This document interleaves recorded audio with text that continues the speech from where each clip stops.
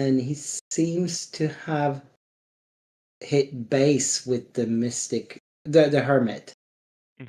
And that is that's some porks. So that's some It's gonna pluck in be there. yeah, it's gonna be a nice. It's a nice amount of XP on those porks, and he's keeping one. I see the going The live Marauder screen again. with the countdown when I. Oh no, it's not live anymore. Sorry, that's. So I do think it's interesting that he kept one resource to the buff. All right, welcome back. We're back. For those following this live, we are again streaming here. So we have Symbiote's flipped Obi-Wan saber of some sort on him. I did not. Was a little bit distracted. Yeah, I would imagine it looks like it's the heirloom saber +2/+2, and it'll give him restore 2. Yeah, that wouldn't make sense. It's a blue saber, and he's green blue. We also so know he has 2 of those because we watched him during deck building. all right, yes, that's true. And there's the other one, or is that a Yoda? That one saber? is a Yoda's lightsaber, I believe. So +3/+1. Yeah. So that is a beefy Obi-Wan. That is a big Obi-Wan. He gets to swing in, but he cannot shout out to trigger his Lincoln for ability. using the dice that I can actually read instead of the little tokens, so I know exactly how big these units are. It is very helpful for me. Thank you, Lincoln. Yeah. And he's got a lightsaber of his own in that, I think. A Loth Cat to tap something down, maybe. It's also interesting. I imagine Symbiote has to have a lot of cards in hand because this Watto has not been getting experience. So it seems like Lincoln's been giving him cards, which I don't think is necessarily the wrong take. Nope. But yeah, Symbiote's got some options here. The Loth Cat taps down Obi to keep him from too fast. Yeah. But unfortunately, Turret with the Force. Turret with the Force might be problematic. The Marauder could do now 3, 4, 6. So he could do 4 damage to Turret, the way he looks right now.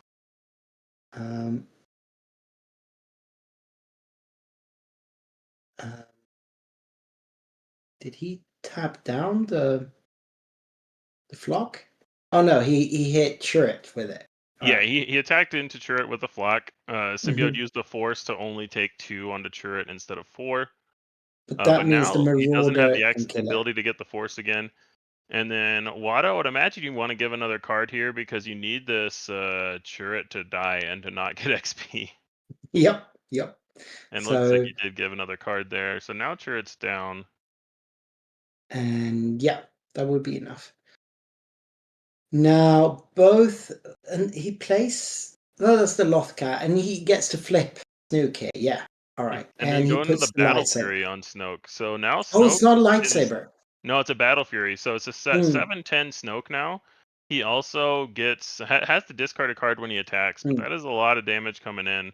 Snoke putting the XP on himself because he is the largest villainy unit present. Power here, yeah. And we've got 2 chunky leaders here that I don't know how anyone's going to kill either of them, to be honest. I mean, they could maybe kill each other. He did draw into which could work on. I think the only target for Snoke. So yeah, right now Obi-Wan attacks for 8, and Snoke also attacks for 8, but but they both have more health than that by a decent amount. So they can't really just trade out. Yeah, we see a Maz Kanata in hand, so Maz Kanata could make Obi-Wan attack for 10.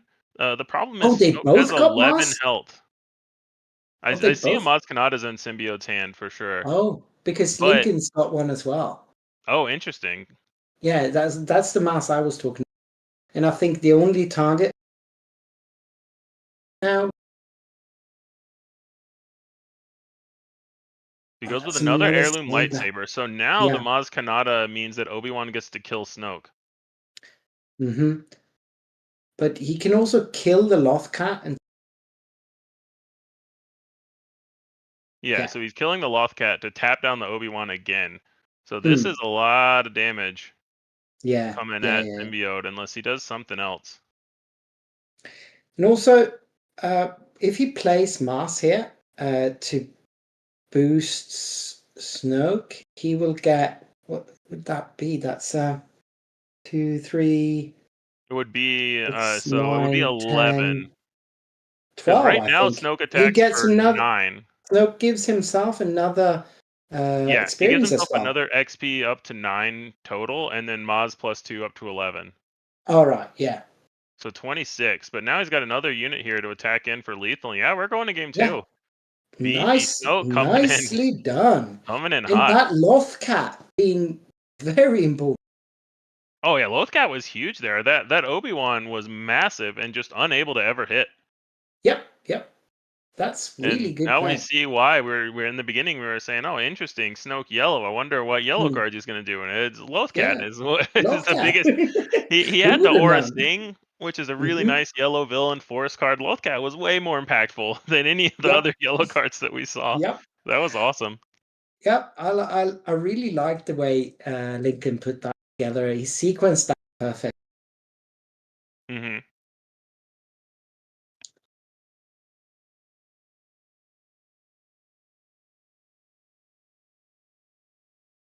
Symbiote seems to be looking in his at his deck here.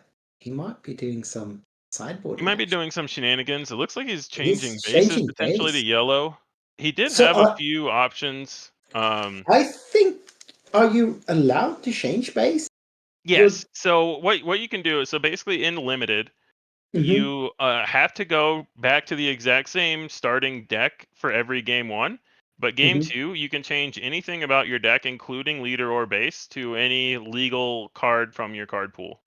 Are you sure about that? Because 100% West sure. Sea Raptor just told me in round 2 that he. No, I'm 100% sure you are allowed Okay. to do that. It's something that they have clarified, but the official tournament rules doc is slightly ambiguous on the Oh, subject, okay. and they haven't updated it yet, but they have said this. So it's All something right. that the official judge program has stated and has started disseminating down to the judges, and they're All right. working on getting the document updated. All those official document updates take a lot of time For sure. to get like fully put through the approval process. But yeah, we because I specifically asked in the judge community and asked a head judge at Texas events and was Mm. specifically told that yes, you are allowed to change both leader and base in between games at competitive draft events. All right. So for those that have been with us in front of this, we were off on this one, and you are allowed. Yeah, and when it's actually interesting here because we saw Symbiote's pool, Mm. and he had really strong green cards, and his secondary color was kind of up in the air, and he had a couple of options. So now we're seeing him fully utilize that and just switching to the yellow, Mm-hmm. probably thinking that the disruption and the aggression from this Snoke, like that tempo, is better answered by his yellow His cards yellow card. Yeah. Interesting. as opposed to his blue ones. So the main thing that he loses are the 2 heirloom lightsabers. Mm-hmm. And the turret. Those Mm. 3 cards are his biggest and his best 3 blue cards, but that's still only 3 cards Mm. of your deck to work at versus potential yellow disruption, more Mm. early units and things like that. Mm-hmm. Yeah. And also, even in a limited deck, it's 30 cards. So 3 cards might not sound like a lot, but they are actually 10% of it. It's 10% of your deck, yeah. Um, so we have a Vulpec and a Outer Rim Mythic against, Mhm. what ship is that? I got the. That is a great question. It is a green villain 2-drop ship. Yeah, That is that's the the only thing I made Exegol out. Patroller. So it is a Hmm. 3-1 overwhelm. So really good in Mhm. this Snoke's strategy where you're trying to go fast. You get a 3-attack space unit that you Mm. get to keep buffing with your leader every turn. Mm. Yeah. If you want to spend the resources, obviously. Yeah, why not? uh, Yeah, and then Vane can just move them around. yeah, exactly. So he could, but I think he's probably, he's just going to He's trade just here. trading. And Yep. I think his goal here, if he can trade on the ground and keep pumping the ship up, then Symbiote might have a tough time dealing with it. Yeah, that could definitely be the case. That is a totally 3-1. valid game plan. Yeah, against Obi-Wan, it definitely is. Of course, Yeah. against might be much Yeah, it's more. already a 4-2, and he could take it up Mm. to a 5-3 before it attacks this turn. Mm-hmm. And it looks like he's going to. He's leaving up Yeah, that one resource, so he's just playing off curve and pumping up his ship. yeah, and that is I the like this Snoke game plan from plan. Jordan a lot. Yeah, that is the Snoke game plan. Hmm. He played a Marauder as well, which is not a nothing unit. It doesn't trade back very well. But that's the thing. If he's forcing Symbiote to trade into him, then he's Mm. winning the damage race. And Isn't if he? Yeah, if Symbiote tries to race, then he gets to attack in with his Marauder and utilize the raid more. exactly. Symbiote, is that a... He's changing something here. I think he's trying to get a shield token or an Oh, experience all token. right. I mean, yeah. Yeah, all right. So, well, Lincoln is just itching to be able to get to I use know. that He's like, hurry power. up, old man. I Come got some on, stuff come to on. do. I've got damage to put I got on. some XP to give it and damage to put on your base. Yep. And that is what he does. So he's 9-3 already. Yeah, he's got a Wait. 5-3 overwhelm in space now that Symbiote's got to deal with. And also, again, he's got a Marauder that strikes for... Symbiote's got nothing of... Yeah, he's got a 1-5 raid 3 as well. So that's 4 more into base with that if he chooses to attack with that. Yep. Or if he gets to. Oh, But protect the that pod, pod. That's huge. That that's was the main card perfect. that he needed to have there to be Yeah. able to deal with that space unit. Yep. But it looks like Lincoln is going to play another... He's going to protect the pod back. And now These the are some Marauder safe pods. These are the safest pods you'll ever see. They are so well protected. Very much so. And now But he can this start pumping Marauder... experience on the Marauder. Yeah, because right now Exactly. the Marauder is the highest attack. So he still gets to attack for 5 this turn. Yes, he Lincoln's does. doing a really good job at playing just one under curve and perfectly utilizing his resources and getting these XP in here. Yes, indeed. And this Marauder was just also safe because there was... Yeah. So there goes Symbiote's XP. I wouldn't be surprised to just see Lincoln go to base here. Yeah. Just Yeah, he 5 does. more. Up to And 14 why not? now. He's 9 ahead. Yeah, and the biggest difference, well, one of the big differences between Obi-Wan and Snoke is Obi-Wan can only give XP to other units and only ones that don't have experience. So he can't give it to himself. If And he Snoke can't is give the it... largest unit, he'll give himself experience. He doesn't Yeah, care. and the exactly, and the outer mystical Lincoln claims, and he's got he's So right now resourcing his the guy ambush. has He right did, now his unit has 3 HP left. and that's the Lothcat again. Ooh, the Lothcat is nice. But the other thing he can do is he can activate Snoke before he flips to give it a 4th remaining HP. Yeah. Because I believe that Symbiote's 2 units both have 3 attack. Yeah, they do. He goes for But the 8th brother ambush, which is also fine. It means that he's not that his unit is gonna die. Probably, yeah. And the outer rim mystic will survive that. It's got a big booty. It's an interesting choice there versus getting in the 5 to base. But he's so much ahead. So and this is...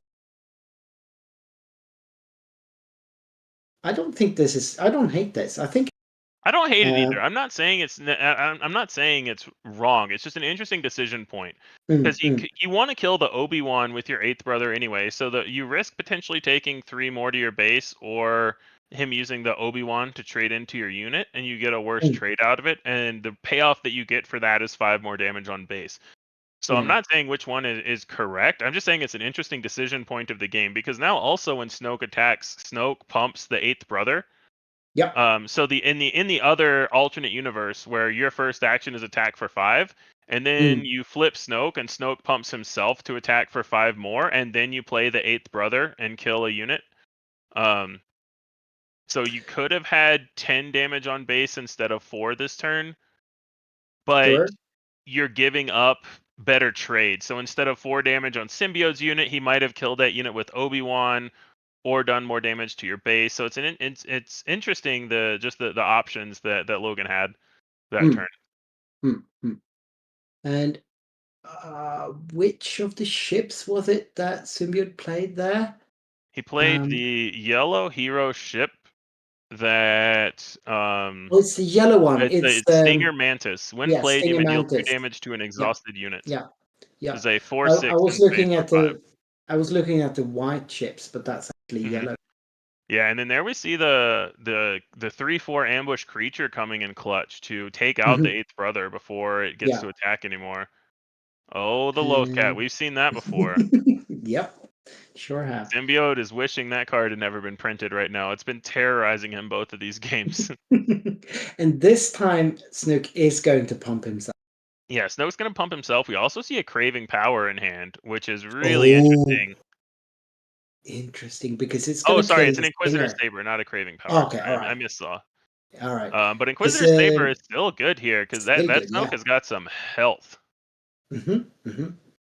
And I mean, it still puts him up one more, and hmm with It's attacking for the 6. We see the yeah. Yoda Saber coming and using the Force to heal for 3.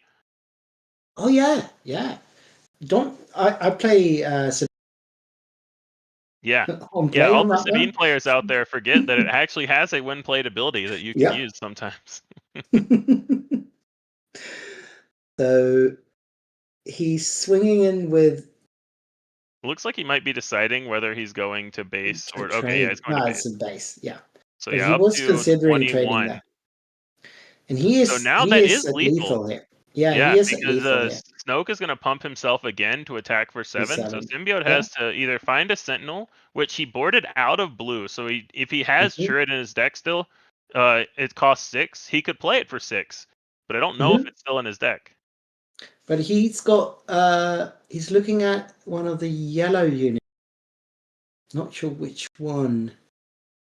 If he had his own Um, Lothcat, it would be very nice right now. But yeah, looks like no, he does man, not. good job for Lincoln. Lincoln getting there in 2 games over Symbiote. Really, really well played. I think doing some cool Yep. lines and cool maneuvers with this Snoke deck, showing the power hmm of it. This is the first time we've seen Snoke actually be able to snowball, Yep. the Snoke ball, if you will. And boy did he snowball. Oh Uh, yeah, that especially that first game oh where yeah. For the first game we saw him attacking for huge. double-digit damage, and this Mm, game we still, all right, I'll hit you for 6 and then 7. yep. And you Yep. can only take those attacks for so long before you Oh, just die. yeah. Certainly. This was a quick one. Let's. We did have some idea. Maybe not. Did not intentionally draw in the. Yeah, so I went over this a little bit at the beginning of the round, but the interesting thing here is, uh, in round 4, there 2 of the 3 and O's naturally drew, giving you Mm, 2 3-0-1s, and then the one that got pared down in round 5 won to become 4-0-1. So what that did is normally in a tournament like this, you would say, hey, there are exactly 4 5-0 players that you get paired into each other, you intentionally draw, and now there are 4 5-0-1 players. They get paired into each other, they intentionally draw, they're all in the top 8. yeah. But But this since time, there was that one 4-0-1 going into this round, that if they he said, wins this round, then you would end up with 5 5-0-1s if all the 4-0s intentionally draw. So what that mhm, means is one of those 5 5-0-1s gets paired down in round 7 and can't intentionally draw. So all of the 4-0, it's like this cascading effect that goes through the yeah. whole tournament, where now whoever is 4-0-0 going into this round, they Yeah. risk being, or sorry, 5-0 going into this round, they risk getting pared There's a down and then missing out on top 8 due to breakers. exactly. There's a 20% risk of being the one of them is going to Exactly. if that 4-0-1 guy. Yeah, and it all So, stems down from there being a single 4-0-1 coming into this round and not just yeah, a clean. There are only 4 undefeated players, all 4 of them at 5-0. exactly. So it's really interesting how just a little thing like that completely changes the tournament math. And Kyle here in chat, trying to intentionally sneak in these 4-0-1s so people have to play it out. Yeah, yeah. No, yeah, it makes sense, and it makes it a lot more interesting. Yeah. Yeah, I agree. I think that what I've always said is that the people that have problems with intentional draws, there are only 2 circumstances where it comes up. Either you're X and O going into the last round, or in some cases of a long tournament, the last 2 rounds, and you say, "Hey, I'm undefeated here, so I can draw in." And I think that's okay. The problem comes when you say, "Hey, there are 8 people that are locks for top 8, and we all have records that get us in. No one wants to play because if you play, you get knocked out. So all 8 people just draw. And why did we have this last round?" And that comes down to a bad tournament format, in my opinion, where you should have just had one fewer round of Swiss, and then you end up without intentional draws. So it's like it's Yeah. all, a lot of that to me comes down to tournament format. And a lot of it goes down to how many people are in, how many people drew naturally, how many of those draws kept winning. So there's a lot of intricacies in there as well. Yeah, and I think in one, I don't mind intention. That's not where I have a problem. I Mhm. think the problem I have is that they very where you had that extra round to you didn't use tiebreakers at all. You had an Oh extra yeah. round to play for it, and that's how we used to. And I really, So the problem with that extra round is yeah, there yeah, are there are a lot of cases where you get these wonky tournament rules where so many people have to have an extra round. yeah. The whole thing just gets super messy. It can get a It's little like bit messy, and especially I think for the organizers not yeah. actually knowing how Yeah, when it's is going to top have to 8 gonna be. start? How Yeah, many yeah, rounds actually are there and yeah. I all think this? that's where it really, and I think a lot of the way we had it, we used it for a couple of years at least, and it was Mhm. really nice. It made it so that you knew record you Yeah. much like you do for. And then if you came to that record, if but close to it, you didn't bubble out, play, Mhm. and I think it.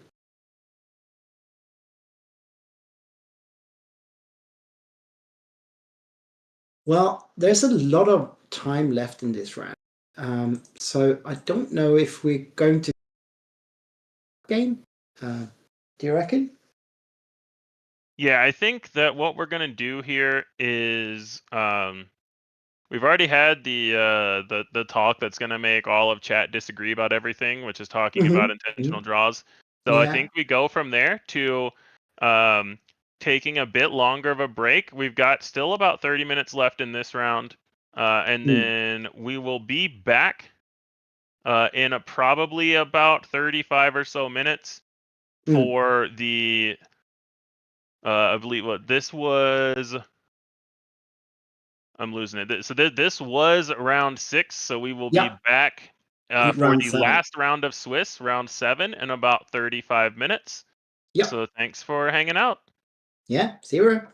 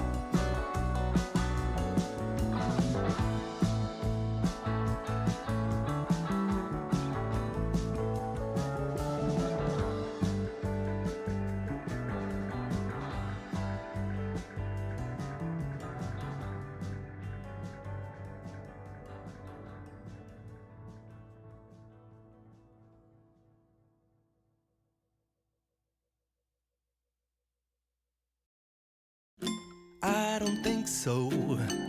No, no, no, no. I don't think so. No, no, no, no. It's never, ever, ever, ever, ever, ever gonna happen.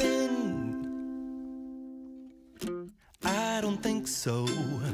No, no, no, no. I don't think so. No, no, no, no. It's never, ever, ever, ever, ever, ever gonna happen. I don't think so. No, no, no, no. Maybe someday you'll have it your way. Maybe someday it'll all work out. Until then, nope, a nope, a nope, a nope, definitely nope, a nope, nope, a nope. Probably never, ever, ever, ever, ever, ever gonna happen. Oh no.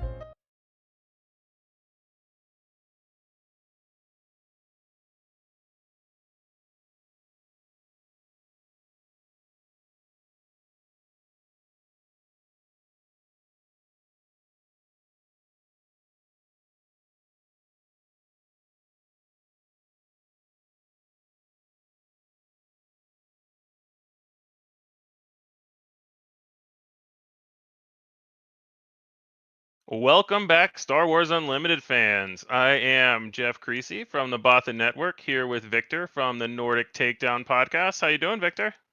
Oh yeah, I'm getting a little bit tired here, but I will manage for one more. What? It's like, are you on European time or something? Jeez. Yes, I am. So it's 1:30 p.m. Yeah, getting a bit Yeah. late in the tooth. Yeah, I hear you. But yeah, we're here for the last round of Swiss. So there were only 2 undefeated players going into this round, so they were able to draw in and be the 1 and 2 seeds. But it looks like all of I'm trying to load the standings now. I think all of Yeah. the people, yeah, there are currently Everyone 2 else seems to be 6-0s playing. and 12 5-1. So the 5-1s cannot afford to draw in. So everyone that's 5-1 or worse has to play it out to try to get in, and we might get in some of there are currently 2 4-1-1s that might be able to get in. Yeah. So Derek Balin and Carlos the Yoda Killer were the ones that were undefeated and could draw Yes. this now. So teammate of yours is definitely in the top cut then. So we got Yo against Scott Pippins maybe on this table. Not sure. Yes. And I believe we've seen Scott on stream already, if that is the table that we've got. Oh, we got we table got 3. table So we've got 3. Jack Fitzgerald versus John R. All right. So we might be getting confirmation on deck as well, but this is a matchup a bunch of times. Yeah, this has been the matchup of the event so far with Snoke versus Yep. Talzin. We got Jack Fitzgerald on Snoke, And and then that John R means on Talzin. that has to be the case then. So I do see a Will of the Wisp. No, not Will of the Wisp. The set 1 2-drop force unit being Yeah, resourced Guardian of the deck. Wills. Guardian of the Wills. What? Why did I say Will of the Wisps? I don't know. that card was very bad in set 1. It's still pretty bad, but It's still not good. there is at least now a 1-cost upgrade to go with it in limited. There's the +1/+3 that goes on a force unit for 1 in blue. So it's not as bad as it was in set 1, but really you're playing it because you need turn 1 plays. Yeah. So Jack Fitzgerald is from Madison.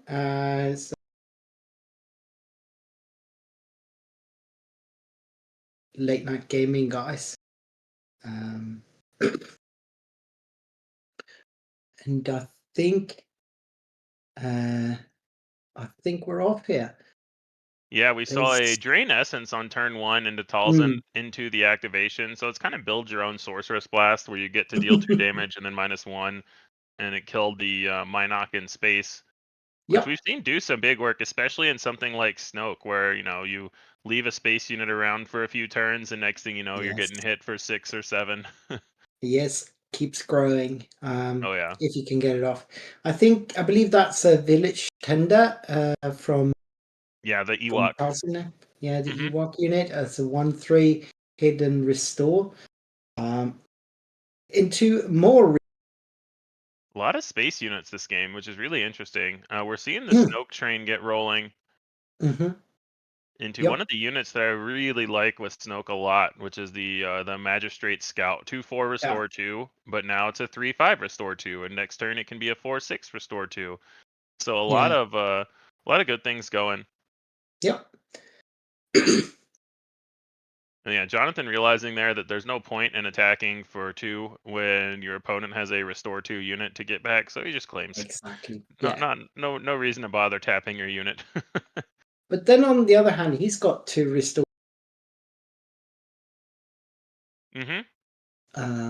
Because both of those got restore on them.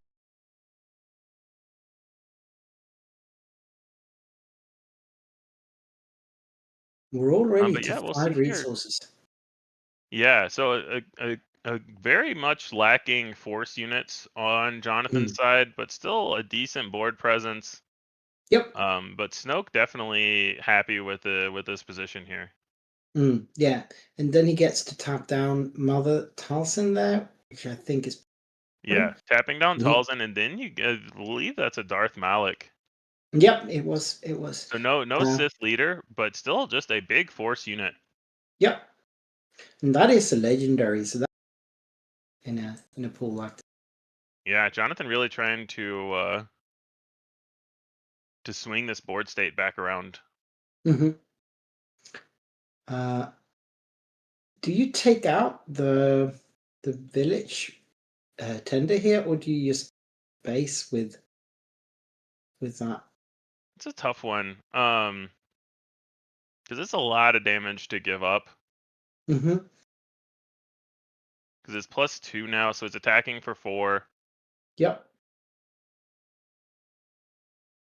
But then he's leaving a restore unit on, which is basically what you want with those small restore units. That is true. It's only 1 attack, and when I think the the other thing here is you're looking at breakpoints of getting. Mm. Right now, your guy has 6 health, and Mhm. there's a Talzin that attacks for 3 and gives -1, and there's a Yep. Malik that I believe attacks for 5. Yeah. So getting the 1 damage on your unit means that Malik Yeah, attacks for that 4, attacks for but 4. getting any damage on your unit just gets it closer to being able to easily be killed. Mhm. Versus you're winning this race where they have a 1/3 restore, but you have a just constantly growing 4 attack and then 5 attack and then 6 attack also restore. So I Yeah. think that Yeah. his goal here is to just Jack's goal here is to just make Jonathan deal with it Yeah. and say It looks I'm like. gonna keep hitting your face and keep pumping my guy. Yeah, making this Snook train just roll. And then he's got Yeah. a sentinel here, hmm which will slow down Mother Talzin.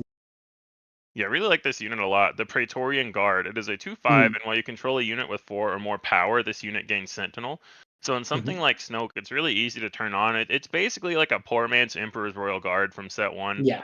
Yeah. where it's a lot easier to turn on the Sentinel, even though it has 1 less power, Mhm. um, and it just always has 5 health. And that means that Darth Malik has to go into that instead. Get Yeah. rid of it. The Talzin is very threatening, though. So the Talzin is Mm. sitting here with, I believe, an Inquisitor Saber. Yep. It Which, looks if it like it. attacks a force unit, gives it +2 more attack. So it attacks for 6 into a force unit. And then 7 when you count the -1/-1. So right Yeah. now, that Talzin can one-shot this Snoke leader. So we may Yep. see a little bit of a standoff here with Talzin not wanting to attack. Oh, no, Snoke just flips. Huh. This is Is he just gonna interesting to eat me. it? Yeah, Because I'm kind of intrigued by that flip by Jack. yeah, Um, that surprised me. I was I kind mean, of he must expecting have to seen attack it with the other coming. units and see if Jonathan. Well, it is very easy to forget about the Talzin -1/-1 Mm. or the Inquisitor Saber +2. Both of those Yeah, that's are text, not actual numbers. not that common.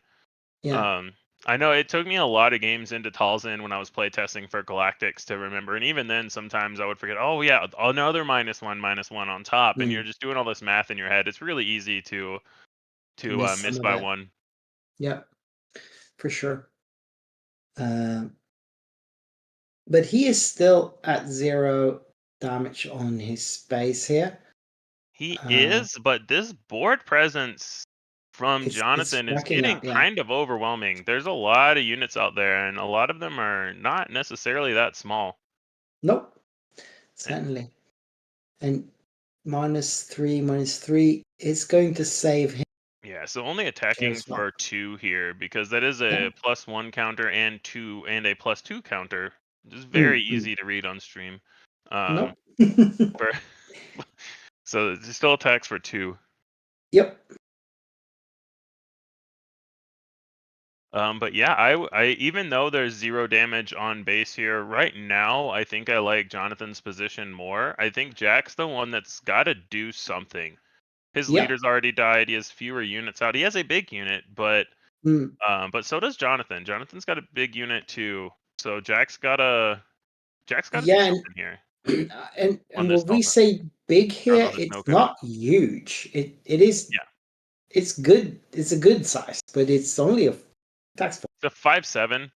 You could With make it a restore 2. 6/8 here, but there is still this Talzin. It's not a force unit, so Talzin doesn't get the extra +2 when it attacks. No, no, So there's really not a great way to take it out. Um, not currently. but it doesn't have the best attacks either because it doesn't kill Oh, Talzin. that would be pretty good though. The pod will kill Yeah, it. Protect the Pod will kill it, as it kills most things. Yep. Because Talzin has 7 health remaining, so it gets to just deal a clean 7 damage to it. Hmm. Um, before it got pumped with Snoke up to 8 health. Yeah. Uh, I'm trying to see what's in his hand there.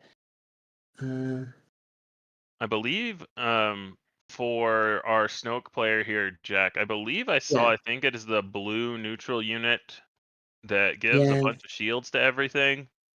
got the relic scavenger, I think, which isn't too impressive at this point. That's a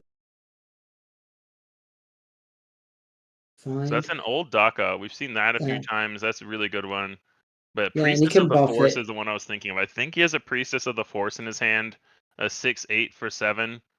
That when played, you can use the Force to give a shield token to each of up to 5 units. So that could help swing a board state, but right now he doesn't have a board state. Nope, not much. And Talzin can just kill that thing. Yeah, any Force unit Talzin can attack into for 7. With 6 now from the Talzin saber is and then the starting- -1/-1. So yeah, now that this board is starting to get a little overwhelming. Yeah, and Jonathan is starting to pile on some damage. Yeah. This is going to be hard to come for. Oh, Anakin Skywalker. So now we're seeing some nice. constructed cards here. That is a really good one. So they both pulled some legendaries here. Yeah, and it's not surprising when you're up to the top tables to see some good playable legendaries. But yeah, Anakin, we haven't seen any off aspect cards yet, any heroic cards, but still getting the -3/-3 off having a villain card in the discard and immediately getting answered by It's Worse. So one more turn, gotta find more answers here.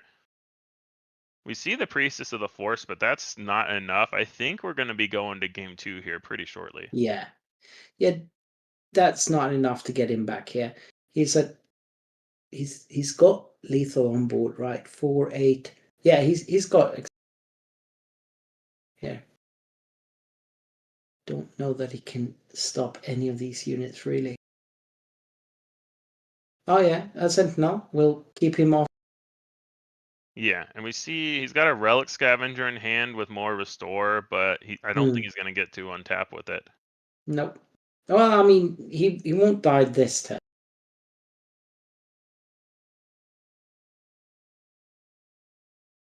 That's true. The Space Sentinel means that it's currently not lethal, but that is. So being able to kill the Space Sentinel does make it lethal. So yeah. There we go. On to game 2. Yeah, that was a really good start for Snoke, but just couldn't keep up with the incremental advantage that Talzin just got every turn, killing one thing and keeping something alive, killing another thing and keeping something alive, and next thing you know, it's just 4 units to 0. We saw that this the other game as well, where one of the players had a good opening, keep up with the curve. And in a Snoke deck, I mean, as long as you're playing villainous units, you don't have to be on Snoke's ability. But yeah, just didn't happen. And there seems to be some sideboarding. Yeah. Looks like a decent amount. We're trying to decide certain cards really not wanting some maybe. Looks like he's thinking about bringing in some yellow cards. I see a yellow base there beside him. And that's an itinerant warrior as well. And I think that's a Kelleran Beck. Interesting. Yeah. Definitely itinerant warrior. To think about if you want to try to go larger against the Snoke deck, because it does go large, but they can also go kind of fast. It depends on if they get the experience going early or late. Because getting it going early, they get really fast, and getting it going late, they get really tall. So you gotta kind of be ready for both. Yep.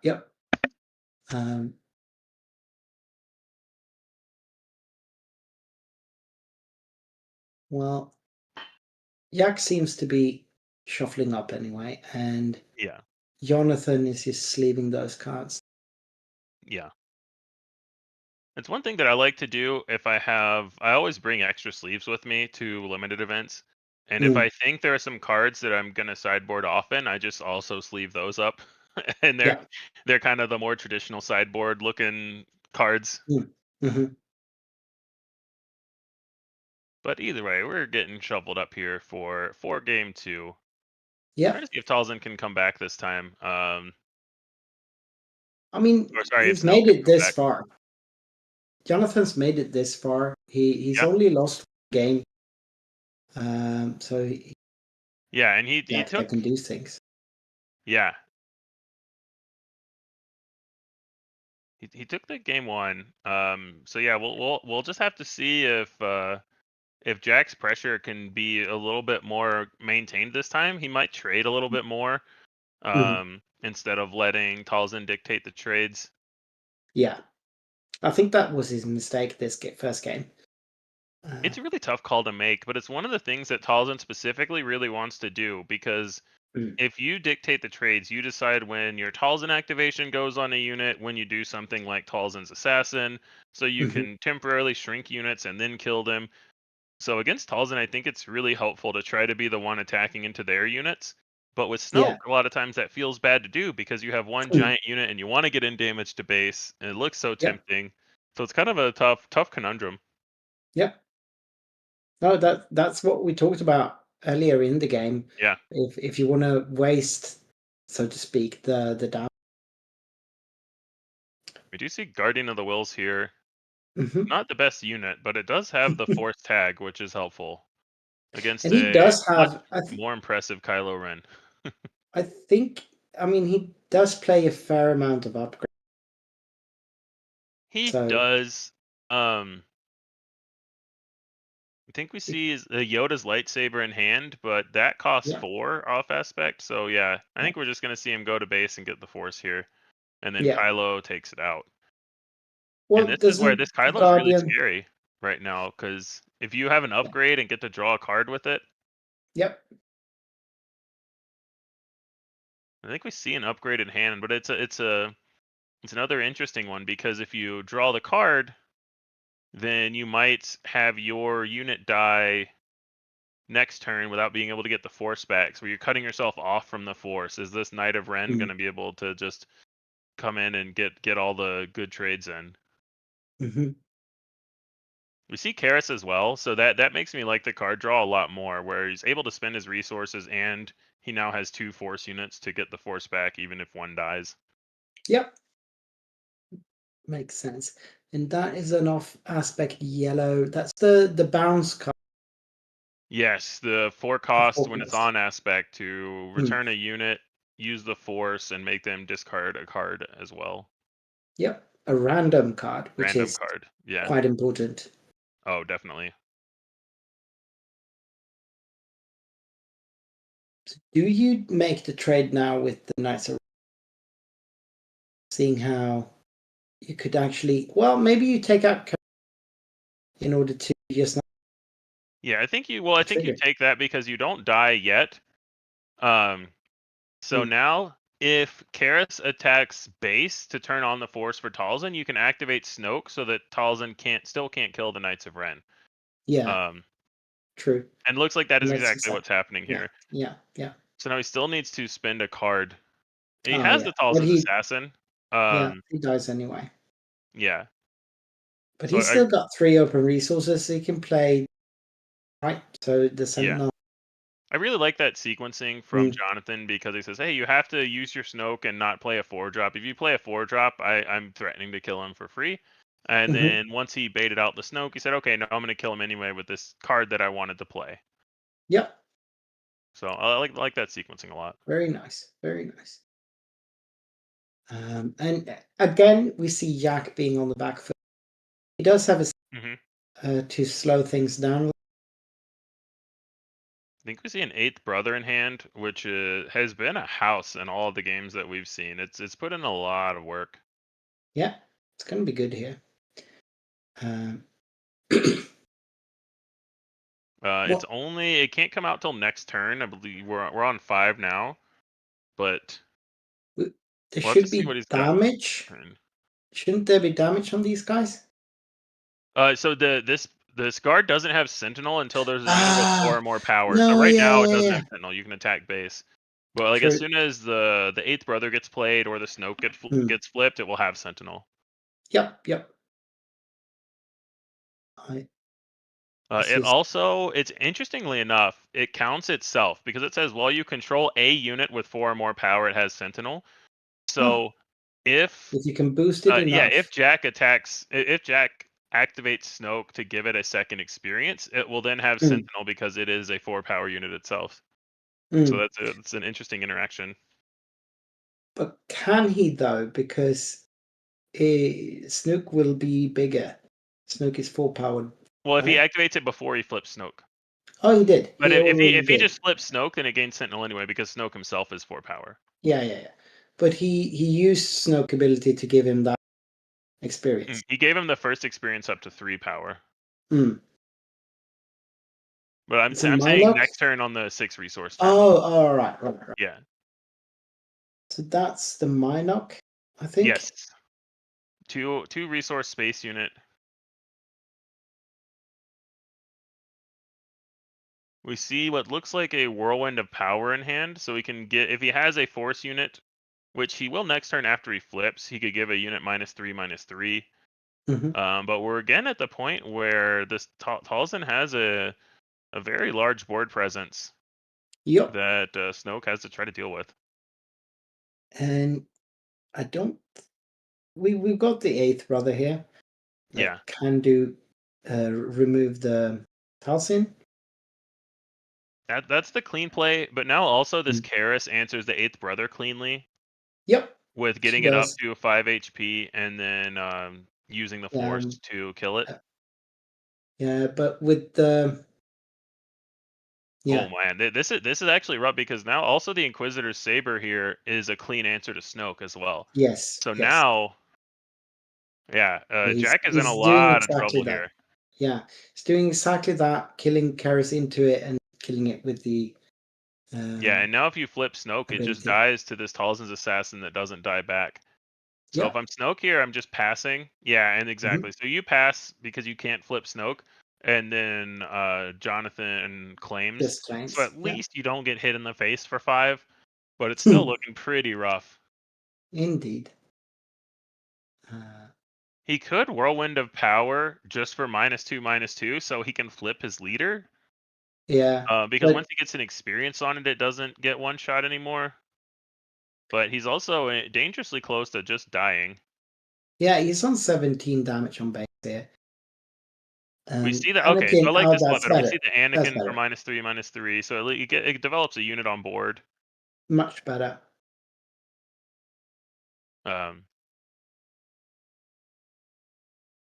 Yeah. So now he can flip. So right now it's only threatening 4 damage when attacking a force unit, and 2 when attacking a base. So he is just going to go 2 to base. He's saying, you get to flip now. Well. Ooh, that's really nice again because everything Talzin's doing is just perfectly not dying, killing this thing, threatening that. And now Talzin can. You have to trade into the assassin while it's still shrunk. And then now you still have this Tetranex. Trintotic. Tetranex and Takan board. Yeah. I think it's the official term. Yep. The hedgehog. Yeah, that guy. He's still around, threatening 5 more damage to base, even though he only has 1 health left. So this is where something like a Drain Essence would come in handy. We do see the Whirlwind, so we might see the Whirlwind of Power get used. Because it is a fairly clean answer. I think you just go face before any of that. Oh, that's right, because Jonathan's on the bottom. Jonathan has initiative, so you can just attack 5 to base first action, which I think you do here, just to get to 24. Yeah, and then Mars could possibly get him to 27 unless Anakin takes her out. I think you just Anakin attack into this Maz Kanata now. Yeah, to not take the 3. You and you still have the Whirlwind of Power to take out the Torrenta Tech. Yeah. I read it so that I could say it correctly. There's the itinerant warrior from the sideboard that we saw, and that's huge Yeah. here just because it's a shielded unit that gets you up to Yeah. 28. So that is threatening lethal right now, and you It does. can't he can't kill it No, easily. he can only take out the turn to tech, and then I think he has the yeah. hope that he has the What? hope that Jack doesn't claim here, and then he Yeah. has to draw into a sentinel or something. I definitely still agree with him playing the whirlwind there, even if he doesn't have another answer. Yeah. No. Because Yeah. the odds of you finding something that stops against 2 4-power guys are very low. Yeah. No, I don't see that happening. So he kind And of had to Jonathan do does that. just claim here. So Jack, yeah, doesn't have the answer. No, and that's it. So yeah, Jonathan taking it 2-0. Very very good showing for Talzin, and showing how just little things about numbers lining up matter so much in Mm, limited. And you see that here mm. with the Talzin minus, or with this, ambushing into a 4-power leader. All these little things add up to this Yep, overwhelming board presence for Talzin. for sure. And even though it's a lot clunkier, the way Jonathan played it was almost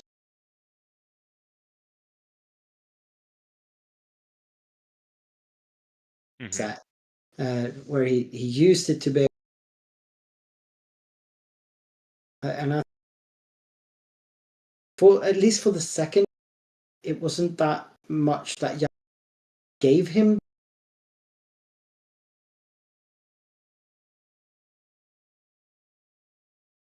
Hmm. Oh, you started to cut out there a little bit more, Victor. Oh, But yeah, yeah. oh, you're back now. Well, anyway, that was the end of round. It's 2 o'clock here.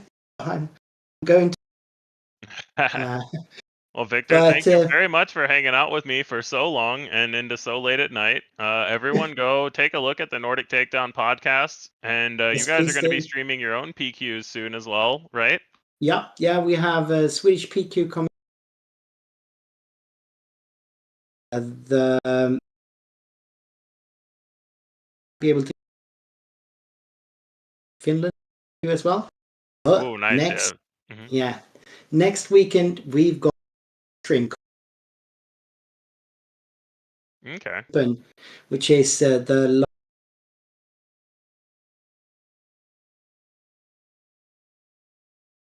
great prices, and finish. Yeah, I think you were saying the largest Yeah, Scandinavian PQ, right? it's not a PQ. It's Or just the oh, gotcha. like a major tournament kind of thing. But Oh, we're cool. going to be like,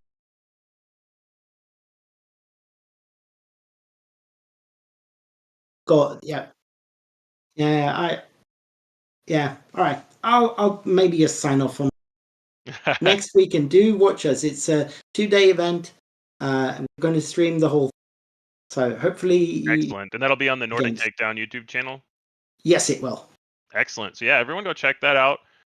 So this was the last round of Swiss. So Mhm. we're gonna take a break. There may be an interview with Ron from Fantasy Flight Games. We're still working out if that's gonna happen. Our plan is to show the draft on video. Also, still working out the fine details on that. If there is any kind of update on how that's going, we can come back live to tell you, or I'll tell you in chat. But for now, we're going to take probably about a 30 to 40-minute break until this round ends, and we know exactly what's happening next with Top Cut and with potentially an interview with Ron from FFG. I am Jeff Creasy and was here with Victor, and thank you very much for tuning in. We'll be back in a bit.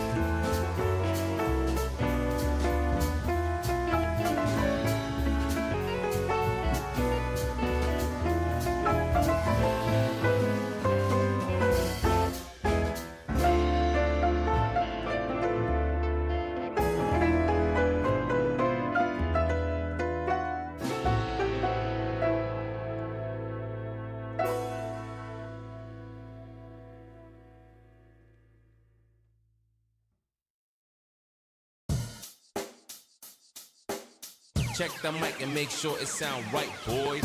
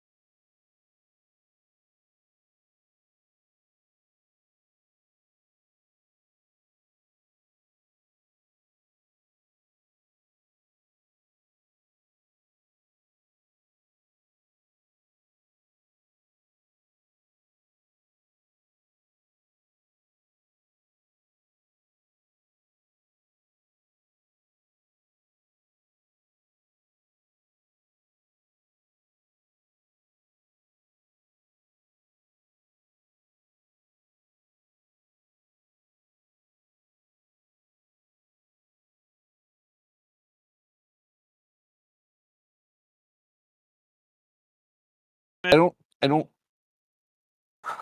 I think they just use gatherer. But yeah.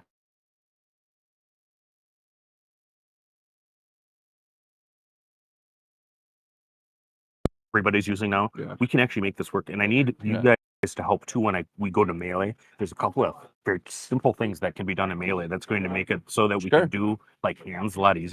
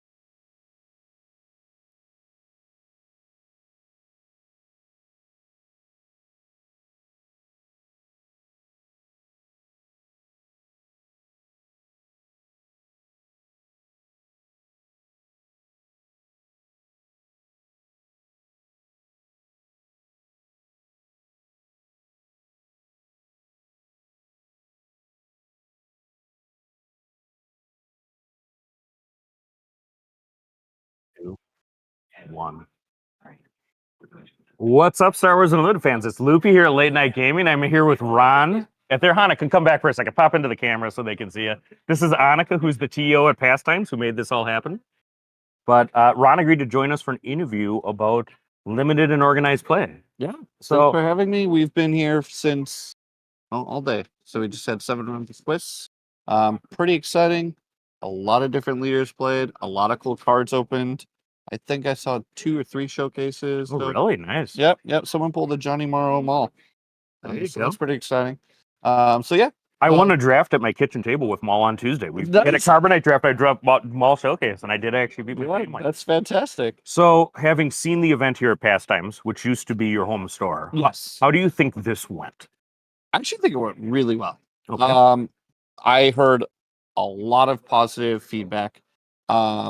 The longest portion is the the verification processes, Right. which will just take people a little time to get used to it, but it went pretty fast. I can't I have no real no negative feedback to hear back. It was just, hey, thanks for doing it. I really like draft. And so yeah, I'm pretty excited that it's here. I'm excited that people are enjoying it and learning something new that I'm really passionate about. So And I am too. I know I've drafted with you before, Yep. Several times as we're waiting for here. It's not the first time we've done coverage. Limited, sealed, in fact, is my favorite format. really, Period. Yep, Yeah. I love sealed.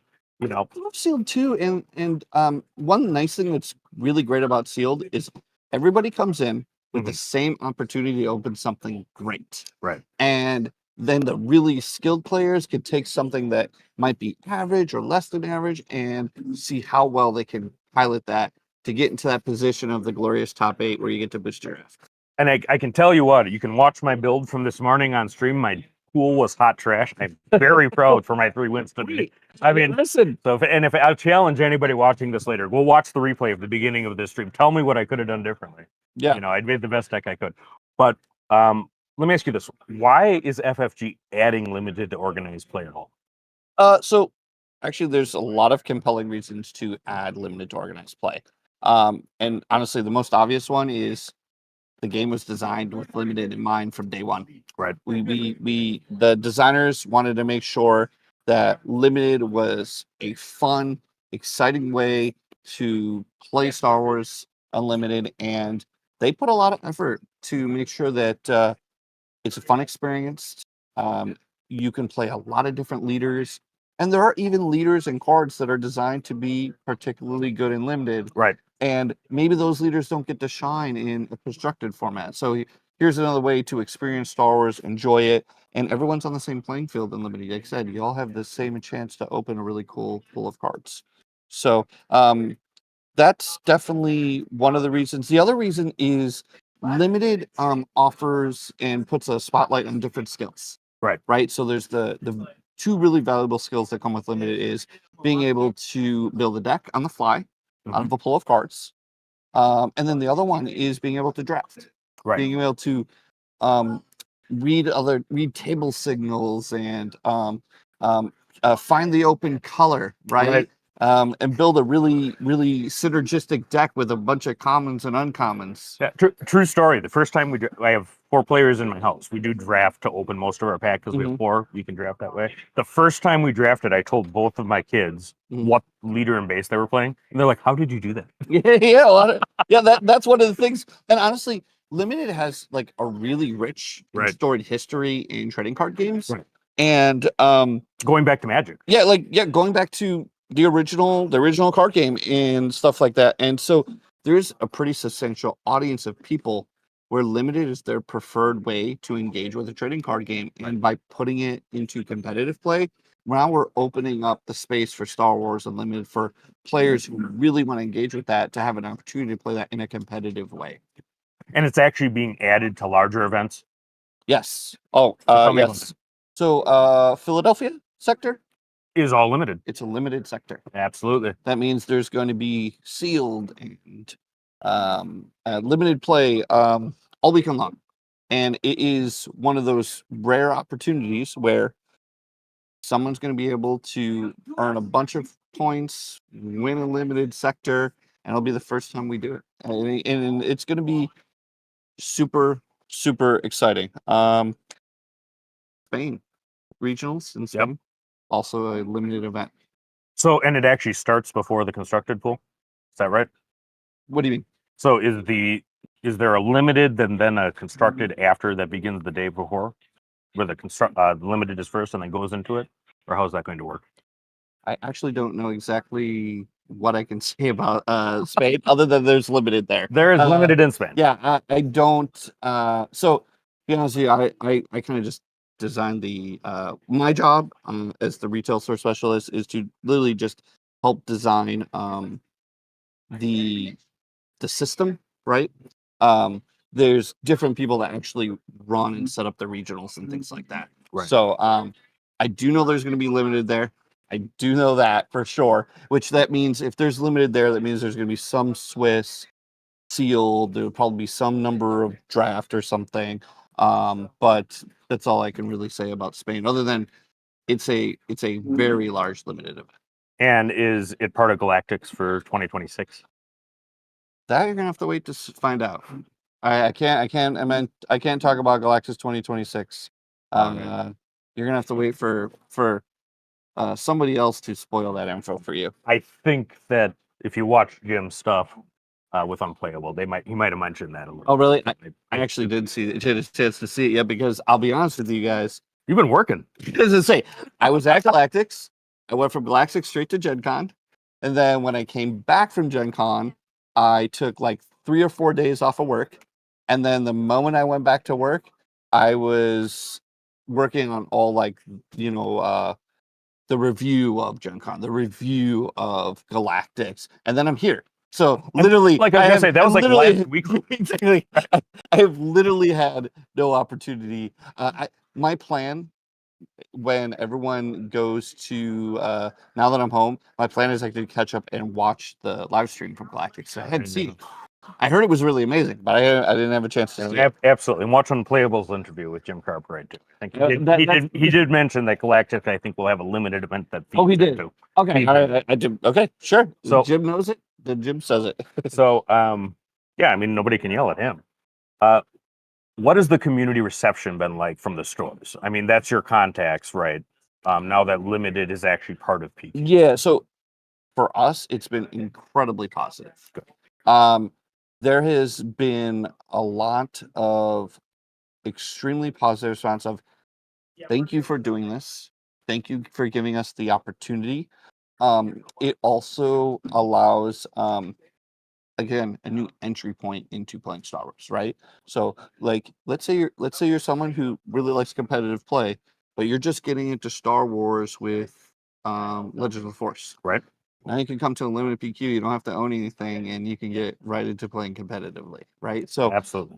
Which I think that's something that stores really like. It also means that now that we say, hey, it's important to play limited, it's part of our competitive system. That means now we're going to start seeing little limited communities pop up in stores, more booster drafts in stores, more sealed decks in stores, more beginner events for limited. There's a whole world of possibilities that can happen with that. And I know Pastimes has run big limited events before. Oh, yeah. My local in Madison runs exactly this format. I've played sealed competitive before because Misty Mountain runs that. So I hope that that's something that takes off. The funny thing is, there was a small gap where when I got the job at FFG and I was employed here, there was like a 3-week gap where I was employed at neither place. And I got to play in that limited booster draft here at Pastimes. I remember you doing, and you actually top 8, didn't you? I actually won. You actually won. I actually won the whole event. And D-House from Unplayable actually was in the top 3. Yep. And it's actually one of the largest PQs ever, because even every PQ I ever ran at Pastimes, we would always sell out, get 128. But then, stuff happens. People sign up and like new commitments come up and they can't make it. So like you end up with like maybe 120 or 125. A couple of people can't make it the last minute. And, but the wait list was so long for this event that we fired with 128. Yes, we fired with 128. There was a wait list of people to get into the event. So yeah, it was. If that doesn't tell you something about the excitement for limited, And I'm excited. I was more excited for this event than probably anything since regionals. I think we're the first ones to endeavor to cover a limited Star Wars Unlimited event. And for those that have asked, I've watched the comments. We are doing the draft live. So hopefully we have a volunteer that I can con into doing it. So long as I have a willing player, we're going to actually have their picks, and I think you'll be excited about the commentary. So, are you excited for the Philly sector that's limited? 100%. And I'm excited for two reasons. One, it's the next step up, right? We're going from limited PQ now to a sector PQ. Highlight Unlimited. Thousands of people are going to play. Thousands of booster packs are going to open. Maybe not thousands of packs are open, not thousands of players. Sorry, misspoke. Hundreds of players, thousands of packs are going to be opened. So it'll be very exciting to see how that environment checks out. Also, I'm actually not going to be attending Philly personally in person, which means I will be glued to coverage that weekend. There you I will be watching a lot of Star Wars Unlimited, so I will be very excited to see limited play because that is one of my passions. All right, and what are the challenges of a large event like that? So limited generally, there's one thing about limited is it's not completely foreign concept, right? It's got a super long history, so there are always like security measures that we can take and implement and that kind of thing. So depending on like how big the event is, the competitive nature of the event, there are a number of different security measures we can employ that are all like super proven and very, very effective to ensure the integrity of the event. So as far as challenges, I don't think there's really any like technical challenges. I think the biggest challenge is just that it's going to be a new process for people. For a lot of people, they're going to go to a big event and they're like, I've never done this before. What's the process? So I think it's just more of communicating the process on the day of, hey, how do we do this? What's the best way? Because it just takes time. Eventually, you'll get to a point, a couple of years down the line when, people have done so many limited events that like we don't even need to tell you what to do. You just be like, oh yeah, let me sort my cards and write it on a checklist and all that kind of stuff. So. And how does that verification process work for anybody who's thinking of going to one of these events? So it loosely without giving all the details of the security you take, but what generally are the players going to do? Loosely, a verification process loosely works like a player opens their a certain half the table, either one side of the table or the other will open their packs. They'll watch by the other player. Yeah, they'll open their pack one at a time with the other side of the table observing. And they just open their packs and they count to make sure they have 16 cards. Right. And they do that for each pack, so they have 96 in total. Once everyone does that on one side of the table, then the other side of the table repeats that same process. Once everyone's done, you switch cards with the person across from you. So now you have their pool of cards, they have your pool of cards. And then there's a little checklist. You just write down all the cards that player has opened. They will do that for you. And then once everyone's done, they switch back. And then you verify to make sure that there just was no mistakes. Like the person across you didn't maybe write down the wrong card in the box or the wrong number. So everyone just verifies. Once they're verified, then the players then construct their decks as normal. You have to build a 30-card deck. You have to pick a base and a leader, and then anything you don't play is your sideboard. So which can be used. Your deck has to be the same at the start of every match in game one. But after game one, anything in your sideboard can be swapped with anything in your main deck as long as you reset at the start of every match. So there's a lot of flexibility. And that's a really secure process. There are other measures as the events get more competitive that we can deploy and we will deploy. But I don't want to talk about them right now. We'll kind of talk about them when they're more relevant. All right. So last question. I know that one thing Fantasy Flight tries to do and has done is take feedback from events. If people have feedback on the limited events, how can they get that to you guys? The simplest, easiest way, when you go to your stores and you're doing your PQ surveys, fill them up, send them in. At every PQ event, there is a QR code on the table tents that are provided to the store that links directly to a survey. I don't have one with me. I was actually just going to look. They've actually cleaned them all up here. They're little black table tents, and there's a white QR code on there. You scan it, it takes you directly to the PQ survey. It is literally one of the best ways to send us direct feedback that we are always looking at. So anytime you go to a PQ and you fill out that survey, send us the feedback, we collect it, we look at it, we treasure it. So it is one of the best ways for you to send us direct feedback. Very good. Well, so thanks so much for joining us, Ron. Yep. I heard that the player announcement here is going to be the draft starting soon. Yeah, I can't wait. I'm actually going to be watching this entire draft. So And absolutely. So the next thing up, folks, will be the top 8 draft. We're going to go find 2 volunteers to hopefully draft on stream. We'll have a commentary throughout, and then we're going to play out the matches. So thanks very much, Ron. And everybody tune in. The top 8's after this. sounds great. Thank you. Thank you.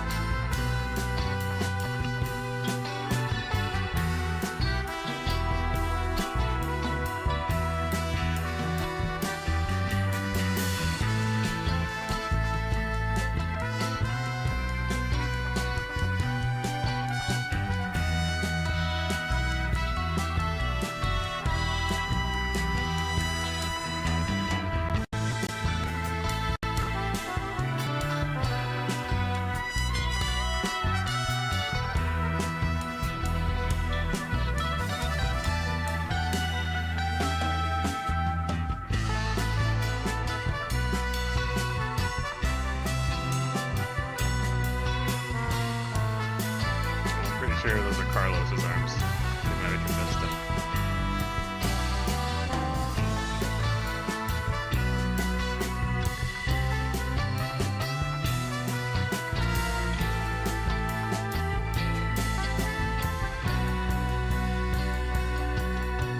Yeah, I'm here.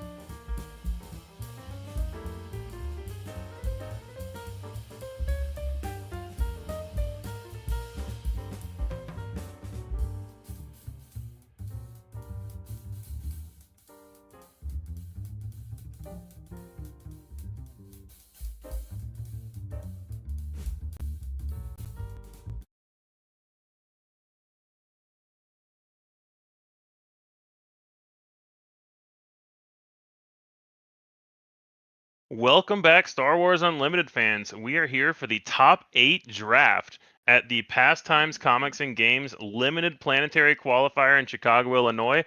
I'm Jeff Creasy from the Bothan Network, and I am thrilled to be here with TowerNumberNine from the McClunky Gaming Competition Team. How you doing, Tower? I'm doing great. It's good to be here, and I'm excited to see some drafting here on stream. You know, I've done a lot of coverage with the McClunky Gaming team of various events in Star Wars Unlimited, but this is going to be my first time commentating on a draft event, which I think should be a lot of fun. Yeah, same. And it looks like, I believe we have Yoda Killer Carlos drafting with us on stream, and I think that's Micah from McClunky Gaming as the second stream drafter. Oh, it's Brett, sorry. Yeah, I think it's Brett, not from a team. Yeah, because Carlos and Micah, I think, are playing each other in top 8, so they would be on opposite sides, not next to each other. So yeah, it is not the late night gaming, but there is a late night gaming player in the top 8. So for any viewers who are not familiar with the drafting process, you're going to start off with a leader draft here, where you take just the leaders out of your 3 draft packs. You're going to pick one leader and then pass the other 2 on. You'll be passed 2, and then you'll pick one of those and then pass the other one on, and then you'll receive one passed as well. Generally speaking, Jeff, I think the strategy here is to try and first off pick good leaders, but also try to keep your options open by drafting leaders from a range of aspects. In particular, I think that if you have only heroism or only villainy leaders, that can really constrain what sort of deck you end up building. Absolutely. And another really interesting facet of this is that all the leaders are drafted face up. So that you see the leaders went off stream here because they're right beside the camera. They're outside of these little DM screens that we have because everyone in the draft sees every leader that's opened. So you can also guess what might get passed to you and try to use Right. that to decide who you want to draft. And we see here Obi-Wan, which was one of the stars of the event. In sealed, we saw a lot of Obi-Wan, Snoke, and Talzin. They're obviously not the only leaders available, but they are who we've seen most on stream. One thing that I'll say about running Obi-Wan and Talzin in particular is that in this set, you can sometimes find yourself in trouble if you have a leader and deck build that relies on the Force, but you find Hmm. yourself losing control of the ground arena. Absolutely. On the other hand, some of the strongest synergies in the set involve the Force, so it can be kind of a calculated risk there. Yeah, I 100% agree. And I think that's one of the reasons that we saw Snoke thrive a lot because he didn't need the Force. You could use it; it was fine. Like you still have your cards like your Talzins, Assassins, whatever that use it, but you don't need it. And now I Yeah, believe we have finished the I leader think that's a draft. very good point. Snoke's ability is just pretty good, just as a standard ability here. What's your Is favorite leader in limited in this set? That's a tough one. I do think it's different between sealed and draft. Um, because draft, you have the ability to potentially draft a much faster deck, a much more aggressive deck, because you get to more cherry pick your cards. You can also go a lot heavier into a theme in draft. So one of the leaders that I like a lot more in draft and sealed is Grand Inquisitor. He needs the force to work, but you have the option to do things like cherry pick the yellow villain uncommons that hopefully a lot of other people aren't going to go for. It's Right. interesting here because both of our drafters right next to each other have him as an option. So if they both go for him, it's probably going to end poorly for at least one of them, because finding your open lane in these drafts is incredibly important. Yeah, and so whichever one is passing to the other can, in theory, try to lock in Grand Inquisitor if they want to go for him by picking a bunch of cards of that type and hoping the opponent picks up on the signal that that's not going to be open. And Yes. so if that plan then works out, they can hopefully get past some good Grand Inquisitor cards by the opponent who's gone into something else. But, not clear if that's what's going to be done here. I wouldn't be surprised to see Carlos, who is on the left of our screen. So his options are Grand Inquisitor, Revan, and Ahsoka. Ahsoka is nice because blue neutral and blue hero have a lot of good options for force units. But I wouldn't be surprised to see Carlos try to utilize this Grand Inquisitor because he knows that Brett has Obi-Wan, who's one of the premier leaders of the set. So I think Carlos might assume, hey, I know Brett's going to try to make this Obi-Wan work. So if I just go complete opposite color and opposite aspects, where I'm yellow villain, he's green hero, we might just be able to have this gentleman's agreement that we just both get what we want and try to get good cards that we want out of these packs. Yeah, that's often I think what you want to do. I know some people talk about hate drafting and so on, but generally speaking, I think the strategy for a lot of these drafts is to try to make your own deck as strong as possible more than it is to try to mess with other people. Yeah, and I think that's one of the reasons why whenever you draft, you play against the person that's the furthest away from you possible, so that you're not gonna say, "Oh, I know round one I'm playing against this person." I don't see any huge bombs in Brett's pack there. I can't see all the cards. Carlos, it looks like there's a Yaddle there, so that's interesting because we know Yeah, so Carlos is. It looks like he's at least first gonna try to make this Ahsoka work, and I think partly because he got this Yaddle, he's getting passed to by Brett. So if Brett goes for this Obi-Wan and tries to get into an Obi-Wan blue, they could be fighting over the same cards here. Did we see a Depa Balaba drafted there? I'm not I'm not entirely sure. but I believe we may have seen a Depa Balaba drafted, which Oh, is I interesting. actually do think that's kind of a bomb. Yeah, I like Depa a lot. We see a lot of both shielded and we see a lot of games dominated by units like Turret. So having both ambush and saboteur on a force unit is really big. Yeah, I think that generally speaking, ambush is a very strong keyword in the game. And in the Absolutely. limited environment, ambush can actually be even better than it is in constructed play a lot of the time. I agree. Limited is all about board control, and ambush really helps with that. And also, when you're ambushing a force unit, you get the ambush plus the force activation, and don't give your opponent a chance to deny you the force token.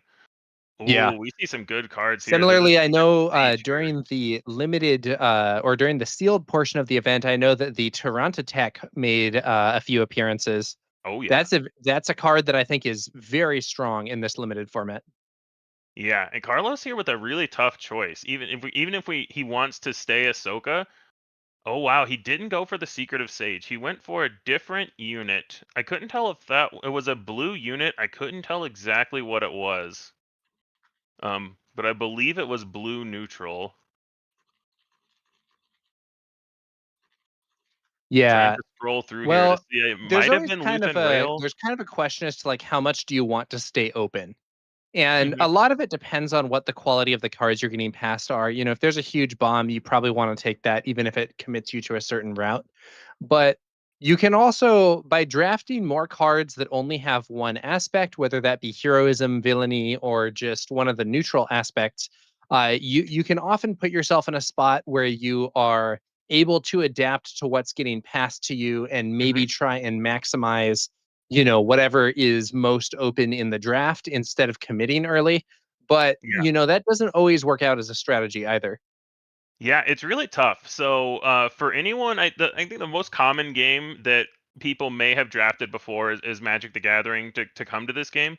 And the difference in Magic is you only need 23 playable cards to make your average deck, and here you need 30. And you're drafting the same number of cards, so it makes it a lot harder to swerve. It can be really difficult to try to change directions, even just a few picks in, and still have a fully cohesive deck. So it's like I like what you're saying about trying to stay open early. We see Carlos taking a second color here. That was his first red unit. So he's taken blue and blue hero. And what's Brett looking at here?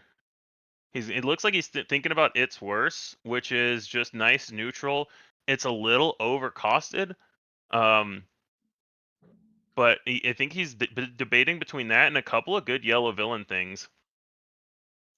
Yeah, it's worse is an interesting card in my opinion. So it's worse. That's going to be a card, a 7 cost event that defeats a non-leader unit. Hmm. This is not really efficient. In fact, it's really kind of bad in constructed play. But in limited, I remember back in the Spark of Rebellion days, people would actually play out of aspect Vanquish just to Oh, have like a all the big time. removal thing. I And its loved worst Out of is Aspect Vanquish. basically a Vanquish that's always out of aspect. Yeah, I loved Out of Aspect Vanquish in all set one limited, and I think Vanquish was in another set too. I played it there Out of Aspect as well. It's so good. It always catches people by surprise. And removal is That's another huge. interesting thing about the way that this game's aspect system works in limited play is out of aspect cards can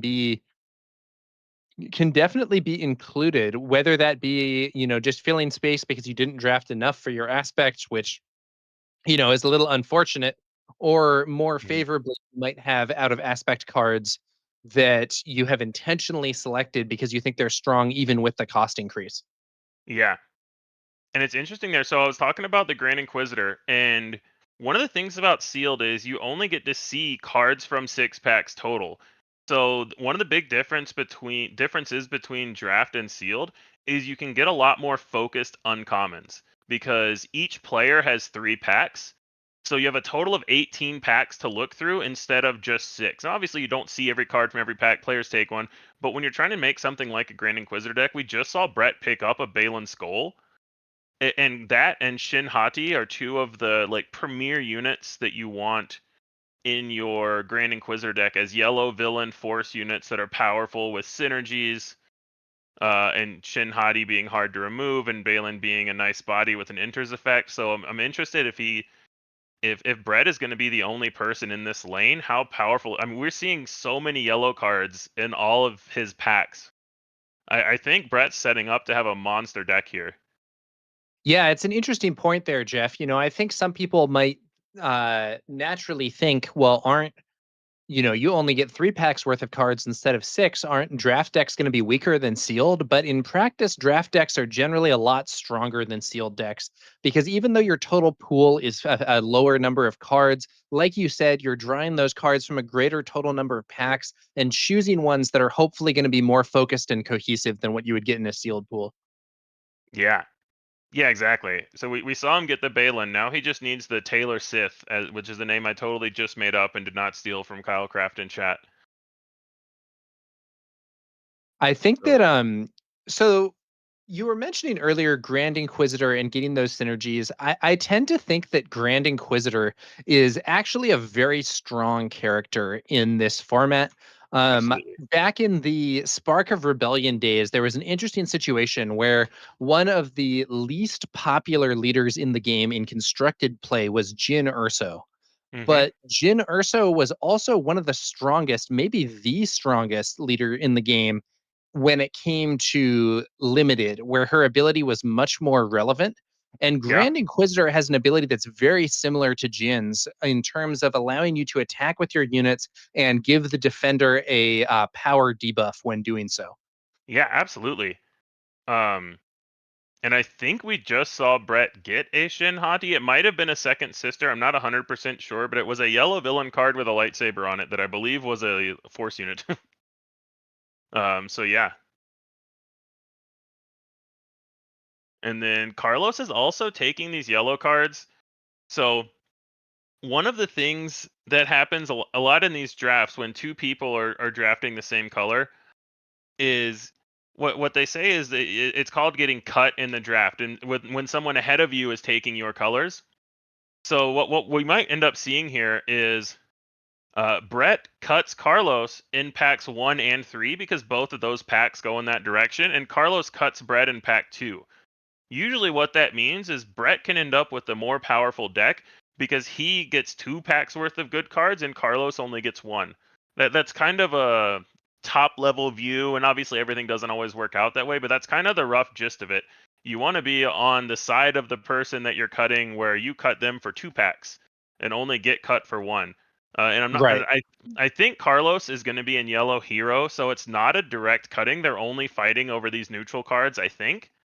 But it's still interesting because there are some strong neutral cards. We saw Brett take the Lothcat, which we saw used to devastating effect during the Swiss. And it's a really interesting card to help you get over the line and just slow down some tempo.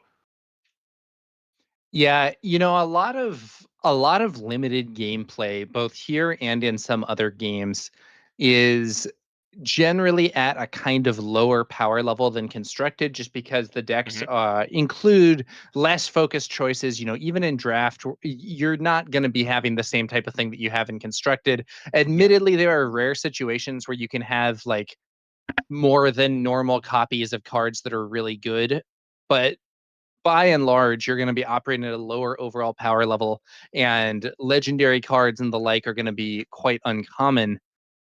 However, there are also some differences in just what ends up happening. You see a lot more like unit combat and like not the most efficient cards in the game, and people playing like decently good cards and crashing them into each other for board control and so on. Mm-hmm.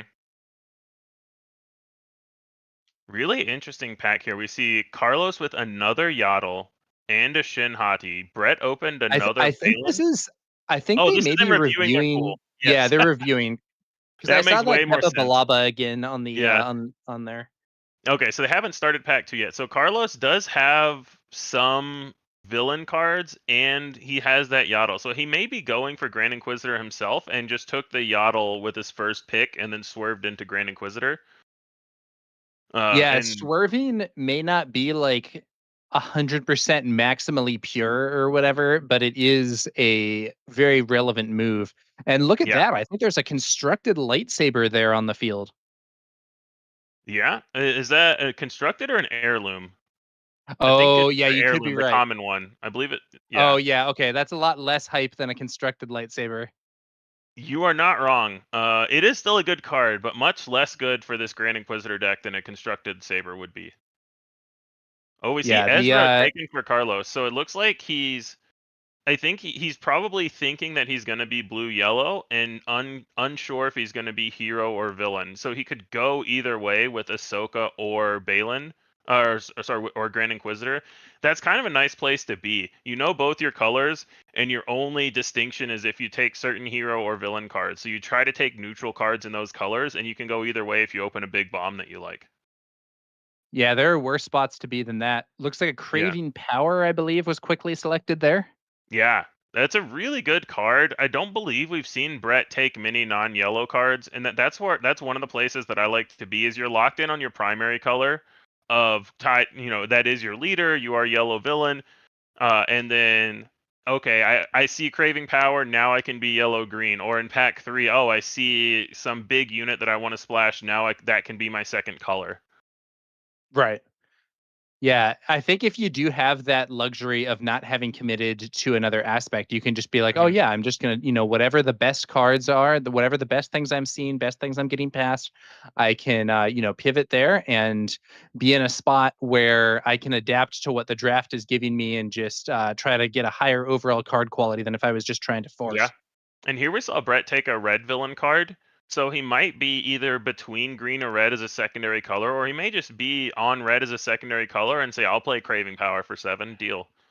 That was a big thing to if do you with both Overwhelming have Barrage in set big 1. bomb units and you play a Craving Power for 7 and kill their big bomb and buff yours even more, that's not exactly a bad spot to be in. Yeah, definitely. Carlos has some interesting cards in this pack. I actually really like the Purgle Space Whale. Witch of the Mist is nice if you're going to be in red as a turn 1 play, but we think he's blue-yellow. Yeah, he does take the Purgle.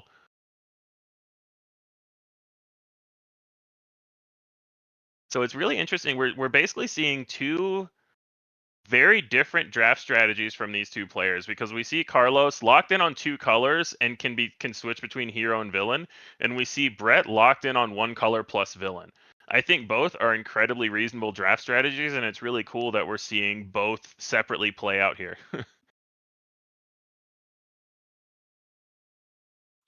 Yeah, we'll have to see which strategy ends up being more powerful as we move on in the draft and get to those top rounds.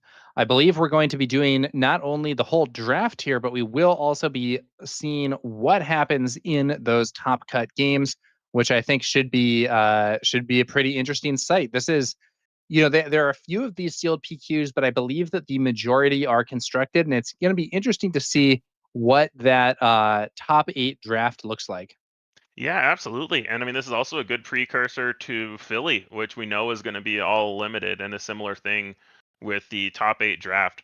I was saying it earlier, but there's so much more skill expression in draft and reading the open lanes, and you have to figure out what might wheel, what's not going to get taken and come back to you, and you have to build a more cohesive deck. So it's a much higher skill expression to do well in draft, and it's really exciting to see top players doing it.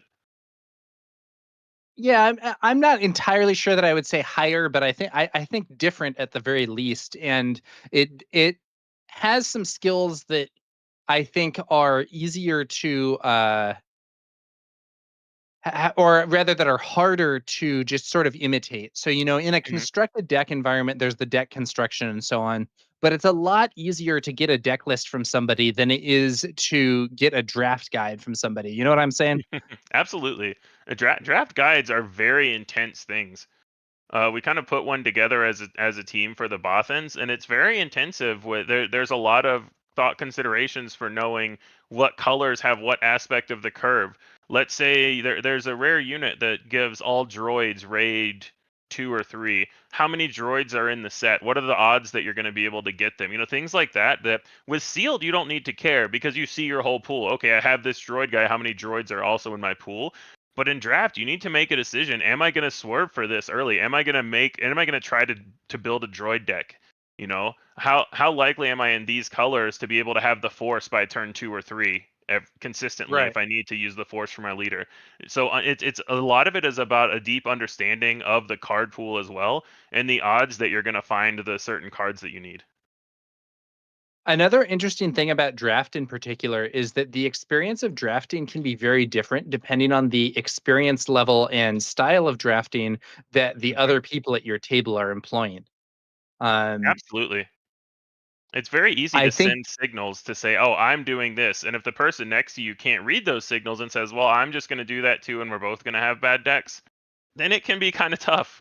And I don't yeah, think we're seeing that here. We're seeing both players go yellow, but I think that we're seeing both of them with what look like they're going to be very functional decks. I don't see anything. The one caveat is I'm not 100% sure how good everyone is on turn 1 plays, which is a big thing in this format particularly. So that's something I'm going to try to watch for here as they're reviewing after pack 2. I know I saw Carlos pass a Secretive Sage, and we know he took a Yaddle. But I'm Secretive interested. Sage is a pretty good card. It is. It's one of the best cards in the set. So I was intrigued that he took that, or that he passed on that, especially pretty early in the draft. Maybe he wasn't convinced he was going to be blue at that time. Yeah, let's see. I believe Carlos took a Curious Flock, which is not terrible turn 1 play. I think I saw a Shatterpoint in there. And yeah, it looks like Brett is pretty locked in now to yellow red villain. We did see him take that Craving Power, which I assume he's just going to play for 7. I do think we're seeing maybe a review of cards over there is that a review by Curve? Is that what's going on here? Yes, so I think that's what Carlos is trying to figure out is how many turn 1 plays do I have? How many more do I want to get for 2s and 3 drops? And it looks like he's more locked in now on the hero side of things. So I think we're seeing these decks shape up where it looks like we're going to see Brett be on Grand Inquisitor red, so yellow red villain, and we're going to see Carlos on Ahsoka yellow, so blue yellow hero. Yeah, we'll have to see. We'll have to see what happens. Generally speaking, when you're in that last pack, it's pretty late to do a swerve. Yeah, absolutely. You got to see So I something think pretty good.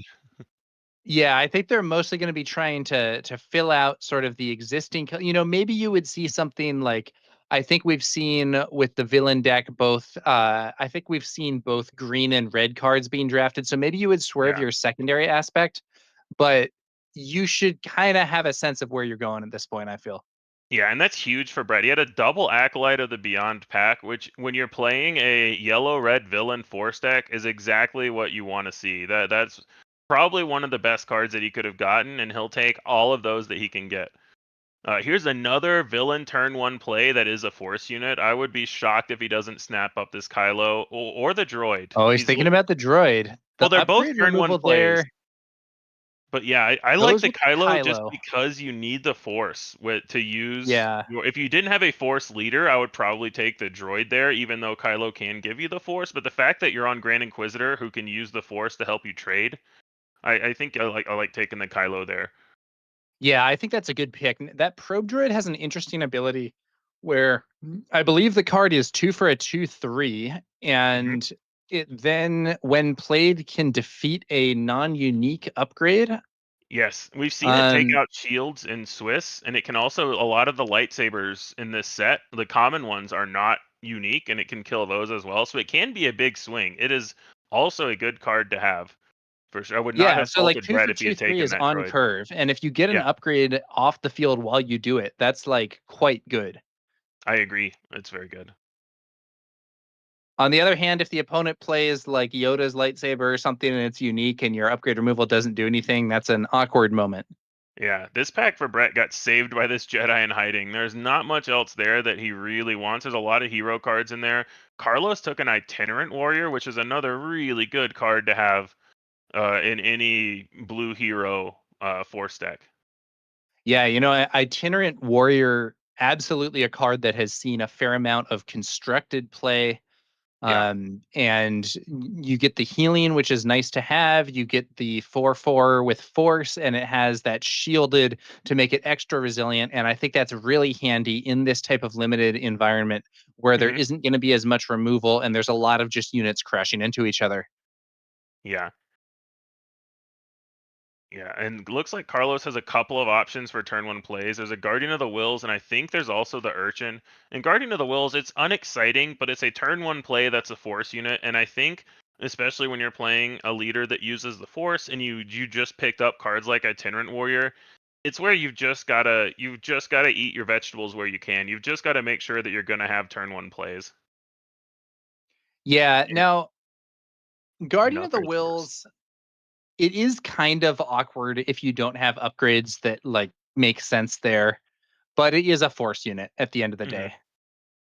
What do you think about the Urchin versus the Guardian of the Wills? I would usually rather have the Urchin. Um, Because Guardian of the Wills is also very initiative dependent. It gets killed by most other turn one plays, whereas the Urchin, it's guaranteed to give you initiative. The caveat for that is assuming that you're in a deck that really needs the Force. But those are the only decks where I want Guardian of the Wills anyway.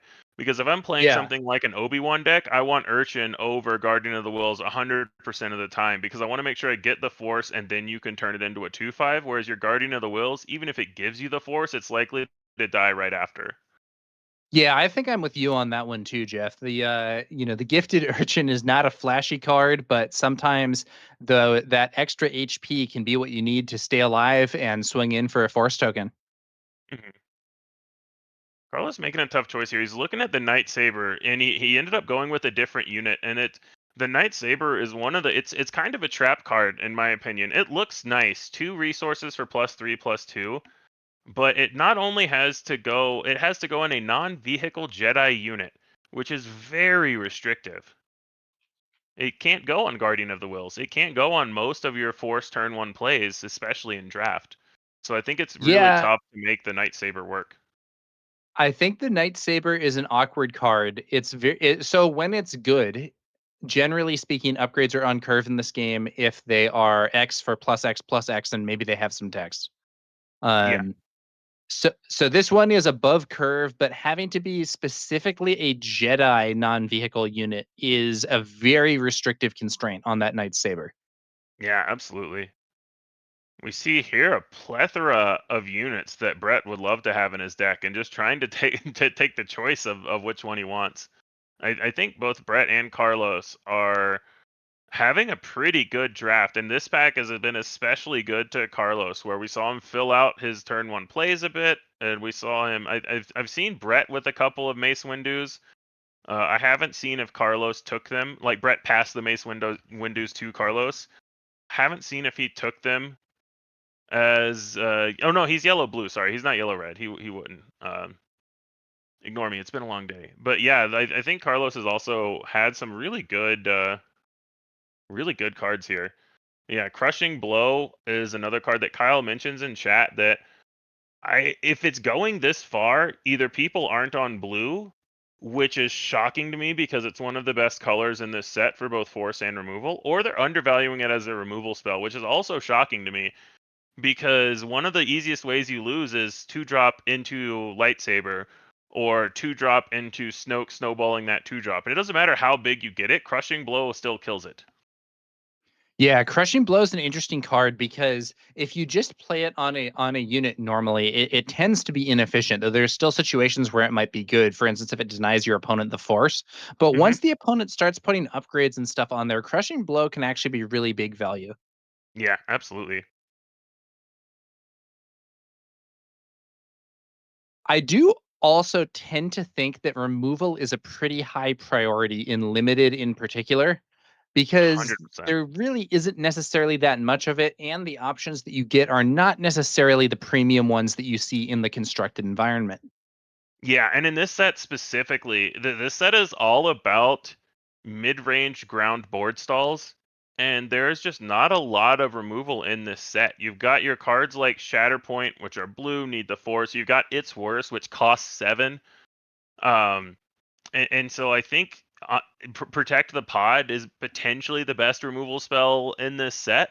oddly, being green and neutral, and coming out roughly when a lot of leaders flip, and a lot of the leaders have high and matching HPs.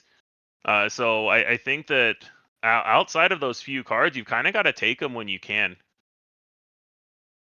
Yeah, I think Protect the Pod is. Yeah, I think that's quite good. I think Shatterpoint might be my pick for the best removal, at least in terms of event removal in the set. It does have that secondary mode if you can't get the Force. The bigger difference is that Shatterpoint is uncommon, I believe, and Protect the Pod is common, so you're going to see a lot more of it. Yeah, One that I Shatterpoint is think is uncommon. actually pretty interesting also is Drain Essence. Oh yeah, that's good shout. But that's of course going to be a villainy only card. I guess you could run it for 4, but that one has the advantage of not only doing some damage but also getting you the Force. Yeah, and we saw a Talzin deck earlier in Swiss. Just use it on turn 1 and then activate Talzin and use the Force for 3 damage. So it's kind of build your own Sorceress Blast. And that's totally reasonable, especially in Limited where most turn 1 plays are going to be a 2/3 or a 2/2, and your opponent is hoping that they're going to be able to use that to get the Force. And all of a sudden you come in with a Blast and Talzin activation, or Essence Drain and Talzin activation, and they don't get the Force, and they weren't expecting that. Sorceress Blast to me is an interesting card in that I think it's actually very effective in the right place, but it does suffer a bit because it can be somewhat win more in certain situations, because if you can't get the Force, that card is dead. Yeah, it's really interesting. A lot of the Force cards, if you don't have the Force, they have a lesser effect, and that one just does nothing. It's all or nothing. It's 3 damage or 0 damage. Right. Now, if you have an Avar Chris deck, Sorceress Blast is a sick card. It is. The problem then is you're in an Avar Chris deck. Right. Which I do actually, in the beginning of the stream, I talked about how Avar isn't as bad as most people paint her to be. I do think she's worse in draft because in general, draft is usually going to be faster, and it's hard to get to those higher resource counts. But yeah, it's so risky to have such a late deploy leader. You really need the right deck to make sure you survive until then. Yeah. I think that generally speaking with Avar Chris, if you have a fair number of cards that use the Force, you might be able to say, okay, I think I'm going to be able to deploy her on 8 resources. 8 resources is a lot. Like It a is. lot. And that's not a guarantee to deploy on 8. You might be waiting to 9. Now you might be able to get 7 or even 6, depending on the situation. There are some scenarios, maybe if you have the daughter and your opponent's attacking with a bunch of units or whatever, but I don't know. There are some reliability issues. Now, of course, when she does deploy, she's amazing, but you got to get there. And looking here, so we do see Carlos got a Shatterpoint. He got some good yellow events. I really like the Gungan Warrior that he has as just a shielded restore unit. Also, Itinerant Warrior. We see a Legacy run in there, which is really interesting. With Gungan Warrior is a very underrated card, in my opinion. I had that card in my sideboard at Worlds. Yeah, it's a good card. And Legacy run with Ahsoka especially, where you can say, all right, I'm going to give this Sentinel. You either don't attack in space this turn, or you kill my guy, and I kill your board back. So really, Lothwolf. I love Lothwolf and Yaddle. It looks like Carlos's turn 1 plays are really working out. I don't know if he has as many as I would like, but the ones that he does have are very good. Yeah, so it looks like what we're seeing is it's going to be. There are a few. Well, I guess this isn't the final deck. This is just the pool, right? This is just the deck building process. Yeah, so this is them sorting out the pool and deciding what to put in the deck. So there's definitely a lot of yellow here on the dark side of the table. I think we're going to see Grand Inquisitor basically for sure over there. And the question's going to become, what do we do for the secondary aspect? I see it looks like red has the most cards as a secondary aspect, although there's a few green and I think even a blue or 2 in there. I think we've got to see red, and specifically because we saw the Acolyte of the Beyond.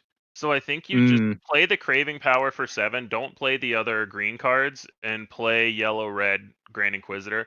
I think you've got a pretty solid shell for that. We've also got the Jedi in Hiding, which is a really good turn 2 play to make in Grand Inquisitor. Hidden, so either they're going to claim or you have a good chance of getting to attack with it. A solid when defeated if they do kill it. It's a card that I really like. And I think Carlos is pretty locked into Ahsoka at this point. Now, what are you have you played limited throughout the game's lifespan? Yes. What is your favorite set for limited play in this game so far? Oh goodness, that's a good question. Let's see. Anakin was Shadows of the Galaxy, right? No, Anakin. Or I Anakin believe was Twilight. Anakin was in Twilight of the Republic. Yeah, not that one. Because that one was just Anakin or bust. And if you had him, I felt bad when I had him. It just wasn't even fair. And when I played against him, I was like, what do I do here? That set was very thematic, and I thought it was really cool to see the clones and the droids and those sort of showdowns. But you're absolutely right. Anakin Skywalker was a huge balance issue in that set. Yeah. I've heard of some playgroups even banning him or saying that if you draft Anakin, you have to replace him with the starter set Ahsoka. Yeah, I think if you take out Anakin, that set was really good for draft. He was just an outlier in being incredibly good. I do think this set, Legends of the Force, has some really cool synergies. You have options that you won't get every draft, like can I draft a Kanan Creatures deck? You have options like you have the standard, like, oh, can I make Obi-Wan or Talzin work? You have the questions of how many players are fighting over all of the good blue cards. So this set, it has really interesting limited mechanics that I like.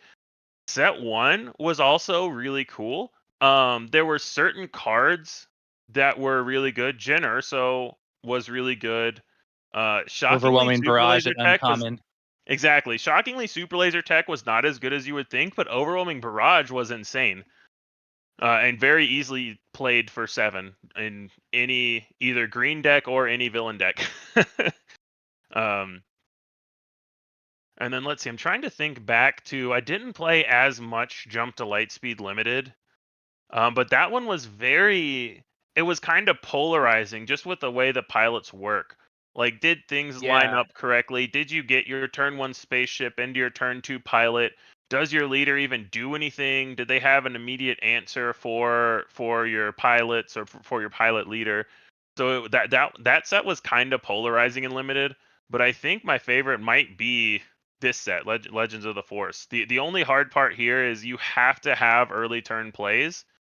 It's so hard to come back from behind if you miss turn 1. I don't think it's as bad as Jump to Lightspeed in terms of both players are fighting for the same arena, and if you're the one who wins it, you have a huge advantage. But I do think there can kind of be a dynamic like that, specifically in this scenario where both players are playing decks that need the Force, where if one person can cleanly win the ground arena, that person is very far ahead. Yeah, I agree. And one of the things that I like more about draft than sealed in this set is, especially in something like a red-yellow villain, you have the option to draft a fairly aggressive space deck. They have the O3 Raid 3 strike ship. There are some other red raid ships that are a little bit above rate for attacking. So you kind of have the option to swerve the Force shenanigans if you get exactly that draft. It's very hard to do in sealed because you just won't have the card density of those space units, but it's possible to pull off in draft, and it's pretty interesting that, I mean, we see Carlos respecting that with cards like he has the Legacy run, he has the Purgle Sentinel, and I'm curious if anyone was able to pull off something like that. I mean, we see a decent number of space units on Brett's side as well, including early game ones. Yeah, I think that that's a very good point with respect to a difference there between draft and sealed. I think in sealed, you're pretty unlikely to be able to put together a deck that has very strong space aggression, but in draft, that's much more of an option. Yeah, in sealed, I'm happy when I say, oh, I have a 5-power space unit. This might win me the game if they don't have any space units. It's a very different equation to, oh, look at this. I got 4 strike ships. So I'm just gonna have all my turn 1 plays be 3 attack space units, and if you're Snoke red and just start pumping them every turn, what are your opponents gonna do about it?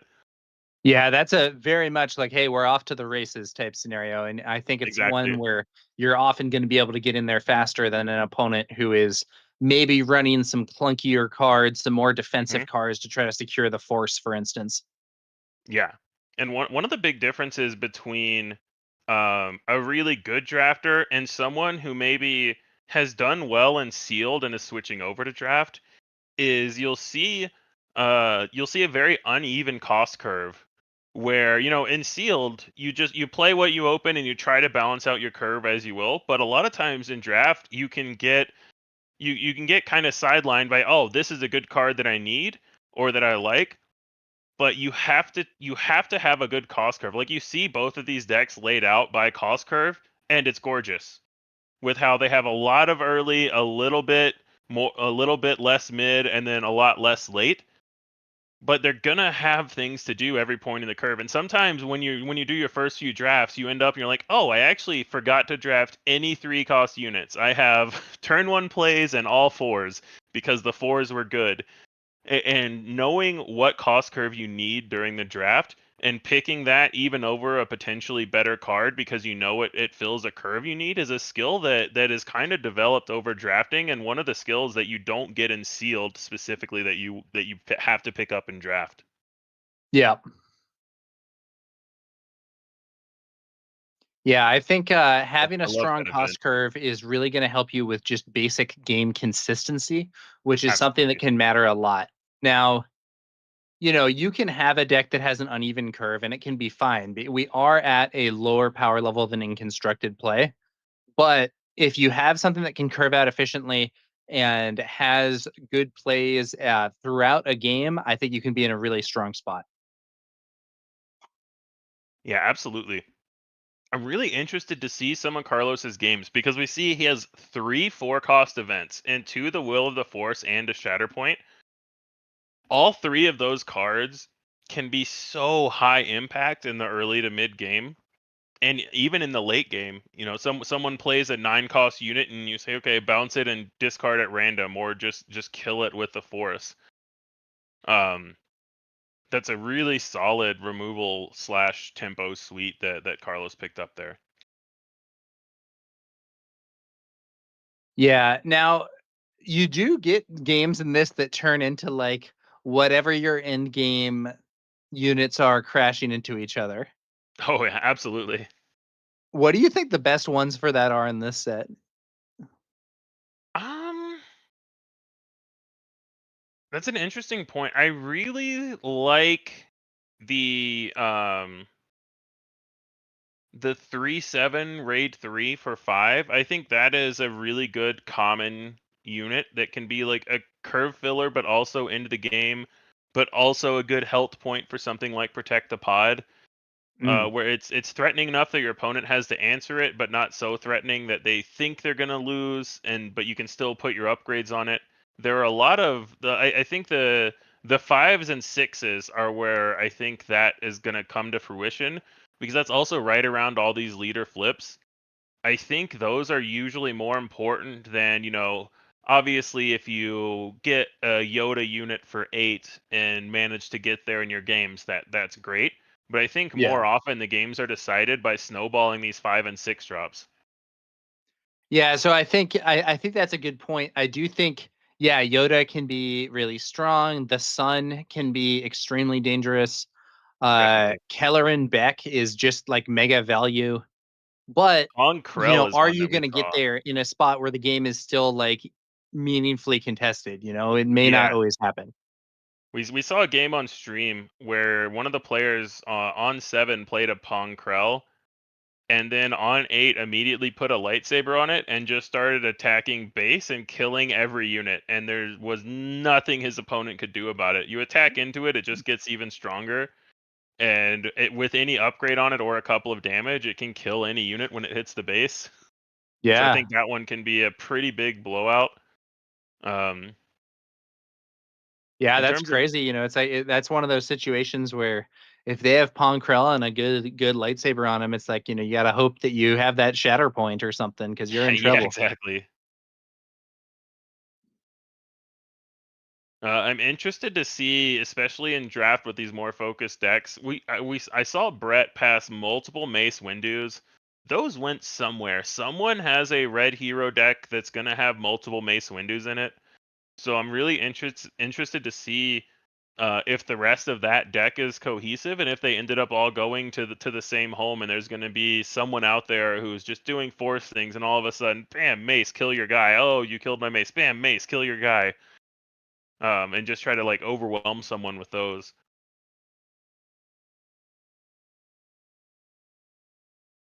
Let's see here. I think that the Mace is really good. Yoda is crazy if you get there. Yeah, that's a big if. Right. I mean, like I was actually testing Avar Chris for a long amount of time in Constructed. Same. Couldn't quite get there. I think it's like not total garbage, but wasn't at the super competitive power level. And in that deck, Mace Windu and Yoda and cards like that are like just nuts. Oh yeah. I actually went through a phase where I was playing Yoda and then playing clone to clone Yoda.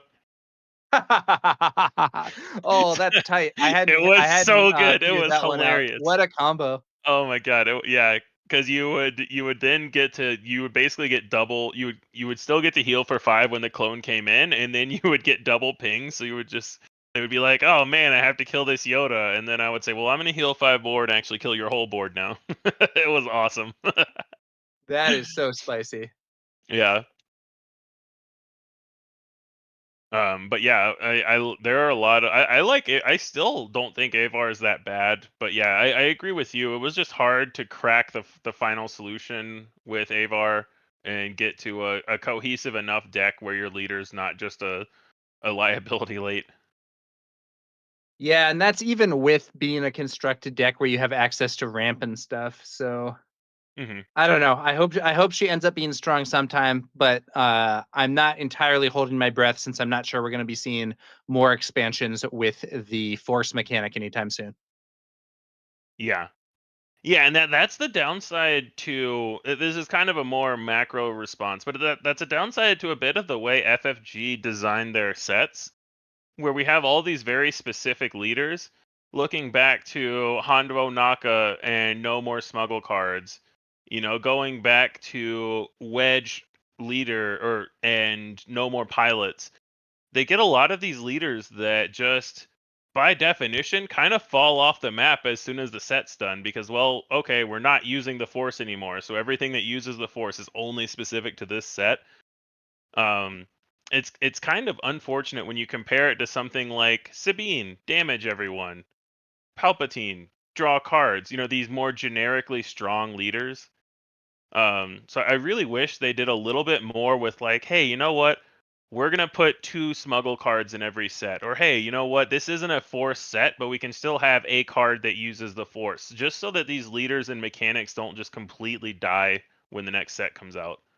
Yeah, and I think they've done that with some of the mechanics. I know there were some capture cards introduced after the initial Shadows of the Galaxy set came out. So I think, if I recall correctly, Twilight had some capture cards. I believe Twilight had Cad Bane, didn't it? Or am I making that up? Yeah, Cad Bane. And Cad Bane being the main one from there that saw play. But was Sanctioner's Shuttle also in Twilight, or was that in Shadows?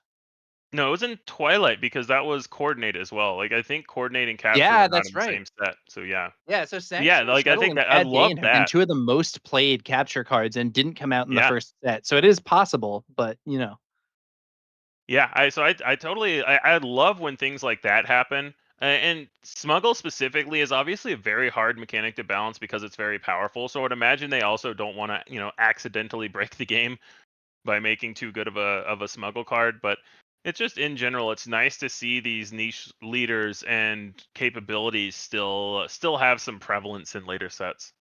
Yeah, I think that maybe the most successful one maybe would be Bosk, who is very based on the bounty mechanic, which didn't actually see more cards beyond Shadows of the Yeah. Galaxy, but Bosk has still been a very playable leader, especially in kind of more control-oriented decks. You know, Bosk Blue is, I wouldn't say it's a top deck right now, but it's certainly been strong in competitive play past the release of Shadows of the Galaxy.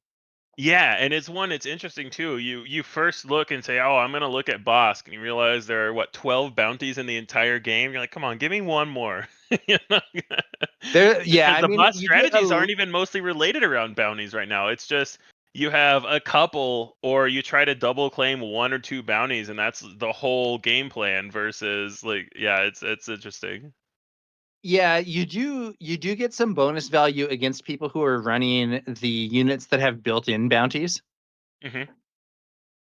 So, you know, I think some of those do see a fair amount of play. So like Kira decks often play Hylabon Enforcer, Cunning Heroism decks, Cartel Turncoat is a very efficient card. Yeah, Clone Deserter was seen play in those Ray Green decks for a while. yeah, that's definitely true. I know as a fellow Sabine Yellow player, we are both very familiar with the Cartel Turncoat. Yeah, dude. I love that card. Sabine, how's Sabine Yellow been doing for you recently? I haven't been playing it as much lately. I was actually considering it for Galactics. It was one of the short lists decks on my short list, and then I got deep into the Kylo Tarkin Town for Galactics with the Nice. team and switched over to that. But I think it's in a decent spot. There's a Yeah. lot of space shenanigans out right now, so I think the plan is to understand the hate that people have for them and try to swerve that accordingly. So it's tough for me to tell if it's in a good spot right now with the Boba Data Vaults of the world around, or if you're fast enough to just kill that. I haven't done enough testing to know if it's in that's one of the matchups that I would try to see. I could see it going either way, and I think if a little bit of testing will show one of them is probably fairly favored. I just don't know which. Yeah, I think that it's an interesting spot. I think this has probably been the worst set for aggro in the history of the game. Um, Yeah. I think aggro got almost nothing, like a few cards, and meanwhile, there have been some very strong anti-aggro cards. So I think most Oh yeah. notably would probably be Chirrut. Hmm. Um, but at the same time, it's actually been a set that I think has had some real opportunities for aggro, simply because, you know, towards the end of Jump to Light Speed, we were seeing the Data Vault meta, where it was Yeah. just so common for people to be on Data Vault, and you just had extra base HP to chew through in a lot of matchups, which isn't where aggro wants to be. And in this set, we're seeing a lot of people on 28 HP force spaces, and a lot of these force space decks are skewed towards ground. So I think space aggro in particular does have an opening. Yeah, and I think we're going to see that more when we get beyond the PQ level. When we get to the sectors and regionals, I think we're going to see that more of the Galactics meta come back. I think right now a lot of people are just tired of playing Force Throw, and they're tired of Blue-Red Hero Mirror, so they're just not bringing it to PQs, even though it's still the best deck. So I would imagine once we get up into the ultra competitive scene, when we look at day 2 of the regionals, my guess is that we're going to see less Boba Data Vault and more Hantu Blue when we get to those very top tables. But I'm very intrigued to see how the next few weeks of top tournament results go. Yeah, it should be very interesting. I think we're in an exciting time for the game. I agree. It's kind of funny, you know, I think there was I wouldn't call it a consensus, but there was certainly a common opinion among many competitive oriented players that force throw was broken and should be banned in the lead up to the Galactic Championship. And of course, we now Hmm. know that it's not banned. And honestly, we ended up in a pretty decent spot meta wise. I still kind of wish it had been banned. I personally still think it should be, but I think the problem is people are so tired of it, they're not playing it at PQs. Like the 67 person PQ that I went to had 3 Hantus total. One of them won, another one top 8'd. It had I, one Kylo playing Force Throw, which was me. It had 0 Talzins, I think, over the whole event. There were just people just were like, I don't feel like playing Force Throw. We're gonna Boba Data Vault, and there was a Poe Data Vault in the top 8. There were multiple Iden Data Vaults. But I think that if people go back to playing the top tier number 1 decks, then I think we're going to see more of it again. It's possible. I do note that at the Galactic Championship, the Han 2 decks substantially underperformed relative to representation, which is different from what we saw with the previous decks that had bans against them. Well, so I don't think Um, Force Throw doesn't need to get banned because of Han 2. So to me, Han 2 Blue is the best deck, but it is not a Django or Boba level threat. It's not that deck that needs to get banned. That deck can easily get hated out. The problem is if you look at the top 5 best decks, 4 to 5 of them are all running 3 copies of Force Throw. The card itself is warping the meta, and that one of the reasons Kylo Tarkin Town is good is because you run a bunch of 1-drops so that you can get Force Thrown. You also run your own Force Throws and Pillage.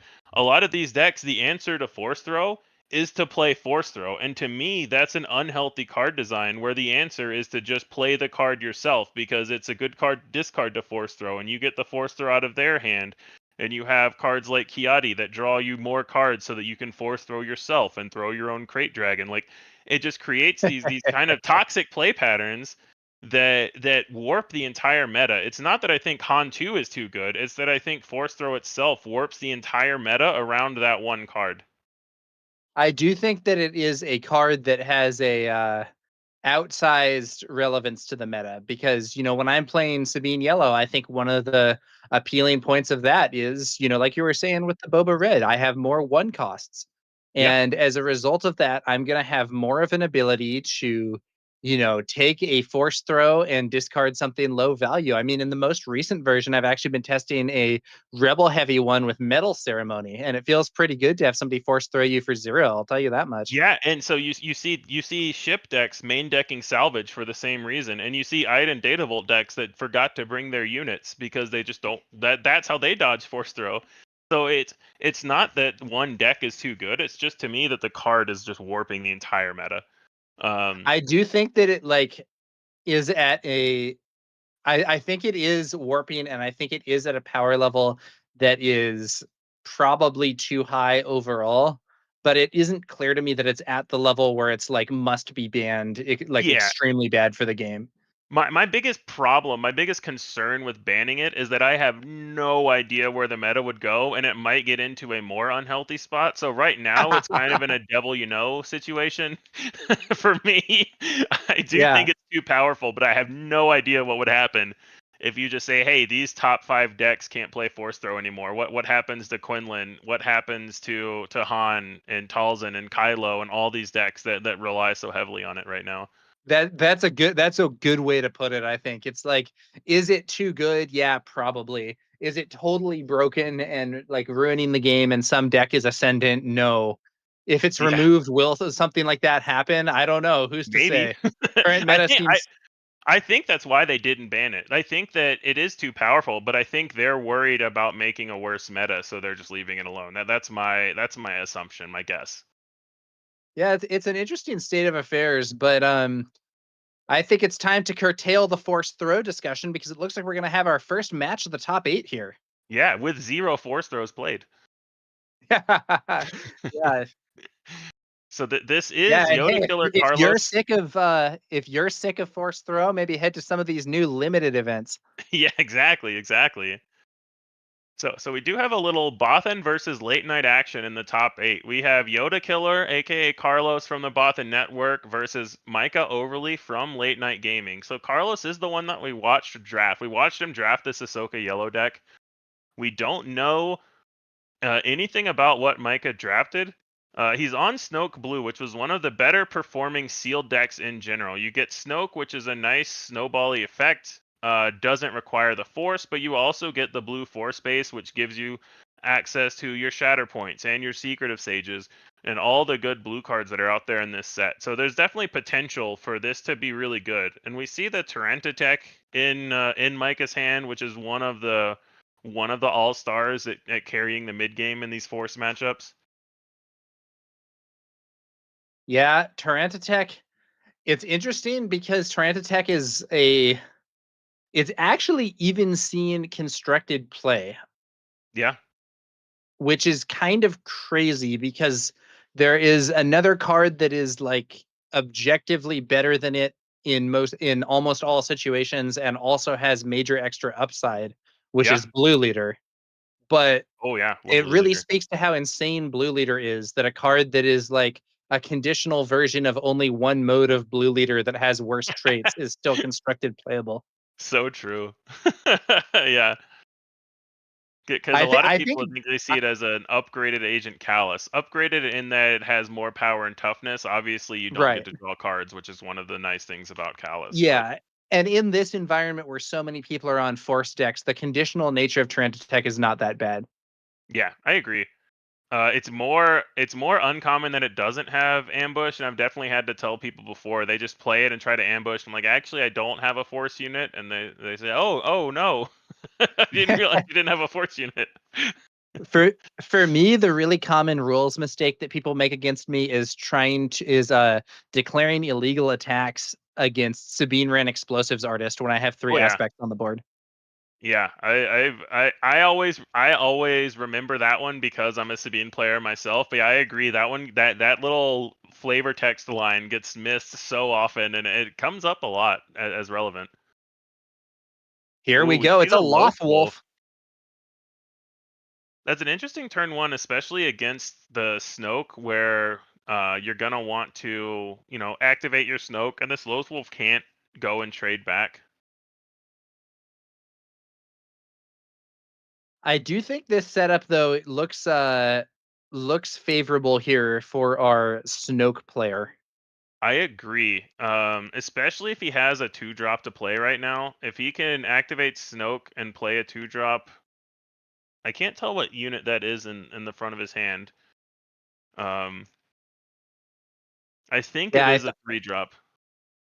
For a moment, I was thinking the art looked like a Republic tactical officer, but that would something would have gone deeply wrong if there's a Republic tactical officer in one of these decks. Yeah.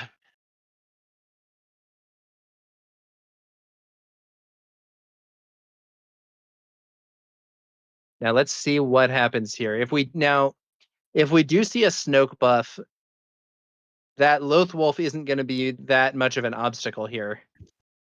Yeah, and honestly, it's an interesting question of whether you should Snoke buff even if you don't have a 2-drop. Like, is it better to just Snoke buff and kill the Lothwolf than to play anything this turn?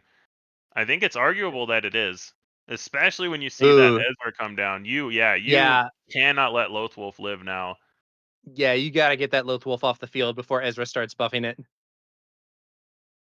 Yeah, I'm interested. And yeah, we got the kill. I'm interested if Carlos could have done something like, and he did have a 2-drop, so that play was coming either way. But I'm interested if Carlos could have done something like passing. I think it's the 3/1 Overwhelm First Order ship. Yeah, I believe it is. That card is Exegol Patroller, I believe. Yeah, that card is so good in Snoke. It snowballs the space arena incredibly quickly. But yeah, from Carlos's standpoint, I'm curious if he could have tried something like passing, because as soon as you play the Ezra, you basically make up Micah's mind and say, okay, now I know I have to kill this Lothwolf. Because if you pass and Micah says, okay, I'm going to attack in for 2, or I'm going to play this 3-drop, you might be able to kind of trick him into letting your Lothwolf survive for a turn. Interesting point. I think it wouldn't have changed the way anything worked out because we saw the 2-drop that Micah had, so we would have just buffed and attacked it anyway. But it's an interesting thought process of when you should pass, especially in the early game. Yeah.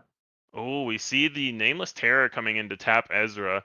Ezra didn't have any unit to buff anyway. But yeah, Carlos is going to have to find an answer for this space arena, because that damage is going to add up quick.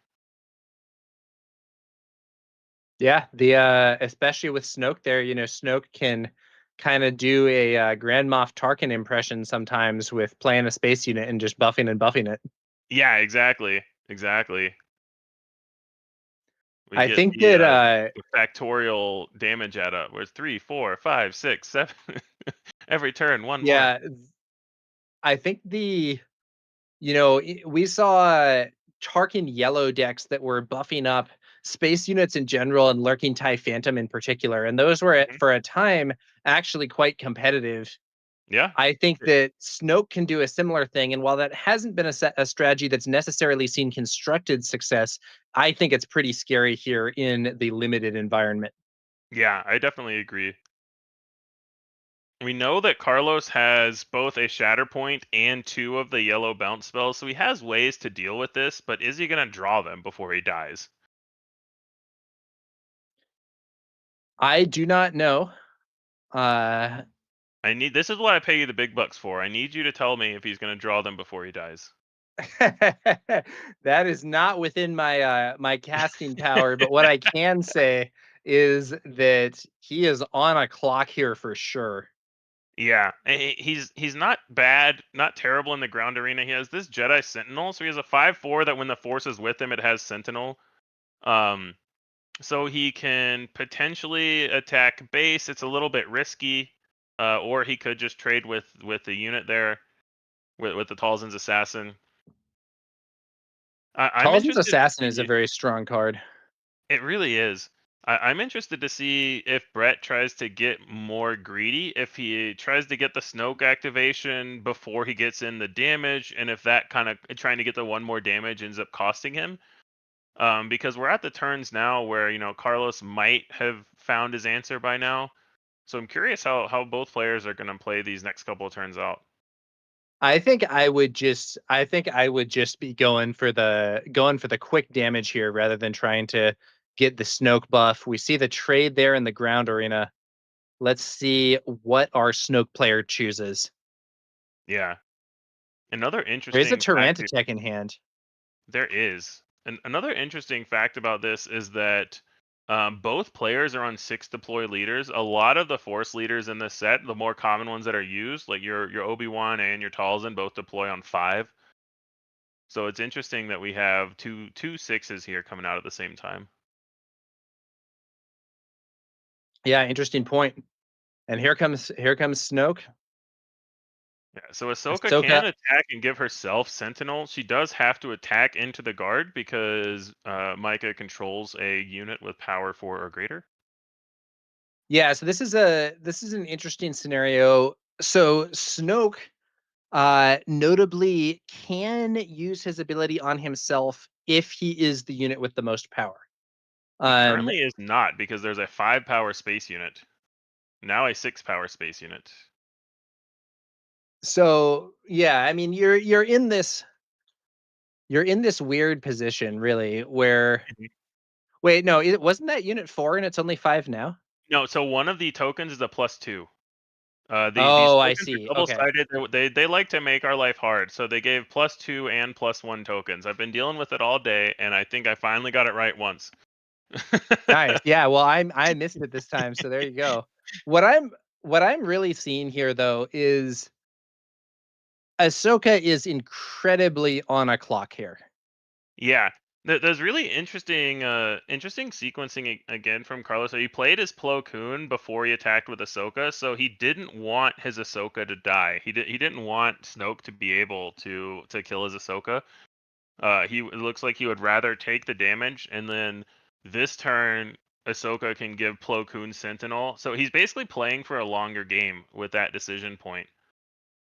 And it It might end looks up like being the right play because we see an upgrade come out on this Snoke. So the Snoke is going to need a few turns of Sentinel to stop him while Carlos answers this space arena. Snoke has also been equipped here with Darth Revan's lightsabers. Yes. So That is a Snoke, scary unit. yeah, I believe I'm double checking here. Snoke is not a Sith unit, so he does not get grit. He just gets the +2/+2. Yeah. Now, with one of those tokens being a +2, we are looking at strength 6 on both of those units now, I believe, which means that Snoke Yes. gets to choose who to buff. Yeah, so Snoke could buff himself now. Carlos has the initiative, so I would imagine we're going to see an Ahsoka attack first to give the Plo Koon Sentinel, because also the Plo Koon currently doesn't die from one Snoke attack, even if Snoke buffs himself. So it is That's nice for true. Carlos that he has the initiative here to get that in. Yeah, I think that seems like a good play to set up some defenses. Um, He already You has could the you could initiative. Another option is to Shatterpoint, but then you're either you taking yeah, you 7 eat a from lot the of damage Snoke. from Snoke. I don't think he can afford Yeah, to that do feels it. bad. I'm with you. I think swing with Ahsoka gives Sentinel to the Plo Koon. In a situation where it was a closer race, you could conceivably swing with Ahsoka and give Sentinel to her. Oh, He does start with a there's that Shatterpoint. crushing blow we were discussing earlier. Oh, that was a crushing blow. Yeah, not even a Shatterpoint. So much cheaper removal here used. But He does take the damage to seven base. damage. And now I don't know. 7 damage from base was on 19, so we're going to be up to 26. Only 2 HP remaining here for our Ahsoka player. I am not feeling great about taking that attack from Snoke. yeah, because also Snoke can't get Shatterpointed. It says non-leader. So unless Carlos has a full Sentinel to play, does he just have to claim here? He can't afford to take a hit from the Snoke, and Ahsoka's Sentinel is only temporary. Is there So enough damage to just crash into Snoke? he can do Plo Koon attacks for 6 and Ahsoka attacks for 5, so that is 11. Yeah, So that's that is enough. enough to kill Snoke. So I'm guessing that's his play. We do see a Sentinel in hand for Micah, but I think this is just going to lead Carlos to claim. And so now Carlos can attack with Ahsoka into the Sentinel next turn, give his Plo Koon Sentinel, and his Plo Koon now has 13 power. So Right. But I think if that is the line, what's going to end up happening is that Plo Koon will simply be cleared by the Torrent attack to yes. open up the board for Snoke. Yeah, absolutely. It's a line that's not going to end up working for Carlos, but I think that's what he's got right now, unless he has more. So he also has He the had the Shatterpoint. Wow, so this is huge for him. So now he is back online to be able to kill the Snoke this turn. And there's the trade. Yeah, the trade with the Snoke, and so now Carlos still has his 13 power Plo Koon sitting here.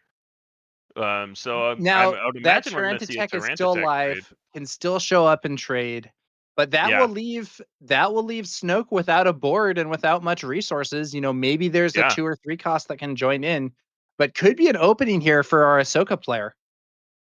Could be. I see 2 blue villain units in hand, looking in turn ahead. I don't know if he's going to be able to play any of them this turn. So let's see if Carlos can get on the board heavily here and get a presence going.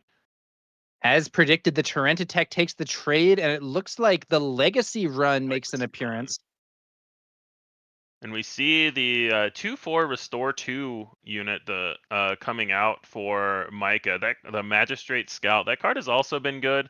So now we're back to Carlos needing something. This 2 damage will be lethal if it gets through. Needs some healing, a ground sentinel, some kind of removal.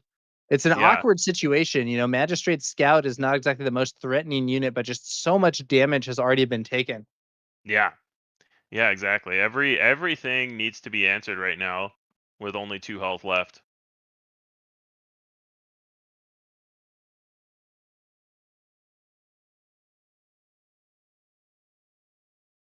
Let's see what happens here. I think Carlos deciding his resource decision, probably deciding what his outs are. A Sentinel would be one of the best. The problem is Ahsoka's ability to give conditional Sentinel. That sort of ability can be very good in specific situations, but it's really vulnerable to an opponent just taking the initiative on you. So you really It's want to have really a tough unit that in these has built-in anti-board Sentinel if scenarios. possible. Yeah. Yeah, so Looks we like see an the exhaust. followed by a Knight of Ren. Legacy Carlos run attacks swings here. base. So he doesn't think that he needs to claim here. No, or it's a Yeah. bluff. I think he's scooping it up. I think he bluffed. Yeah, I think Micah called his bluff and claimed, and we're going to game 2. Yeah. So yeah, with the Snoke doing Snoke things, we've seen that before. I think Carlos has a lot of the answers. We'll just have to see. Hopefully he can draw them a little bit faster in game 2. The crushing blow was a little bit late. He'd just taken too much damage from the ship at that point. If he gets There was that a a little window bit where it earlier, looked pretty good after Snoke Yeah. had to trade Tyrantotech for that Plo Koon. But the Mhm. legacy run wasn't the play that Ahsoka needed there. You know, bringing out a space unit, I don't know. I mean, it's tough. That might have just been all that was available. But you can kind of expect that the opponent is likely going to have more ground than space. Mhm.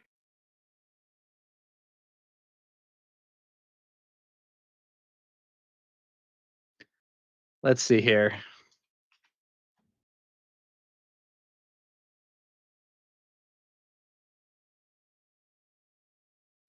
Well, going into game 2, what, if anything, do you think might be a sideboard consideration here? That's a good question. I think a lot of times in sealed, you'll see kind of transformative sideboards where, oh, I'm going to switch colors. I don't think we have anything like that here. You don't have enough cards in your pool usually for something like that. It's another one of the differences between limited and draft, where usually you don't have a lot of sideboard options. You draft, you're using 30 of the 42 cards that you drafted.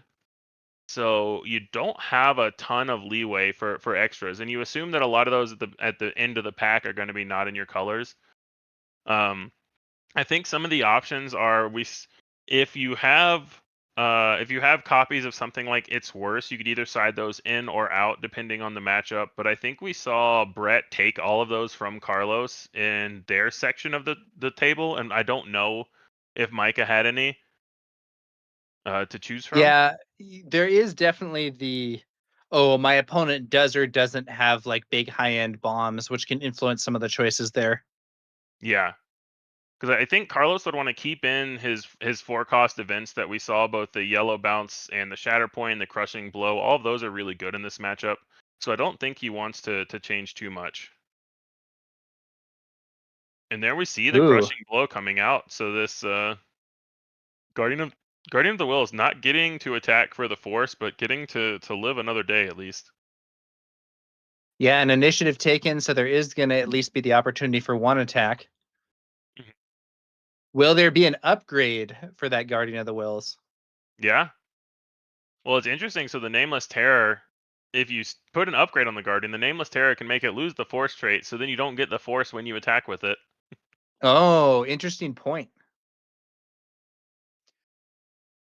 I think Nameless Terror's secondary text not always so relevant. I think that the exhaust does stuff a lot, but removing the trait is a little more conditional. However, Yeah, I agree. can be a thing that matters sometimes.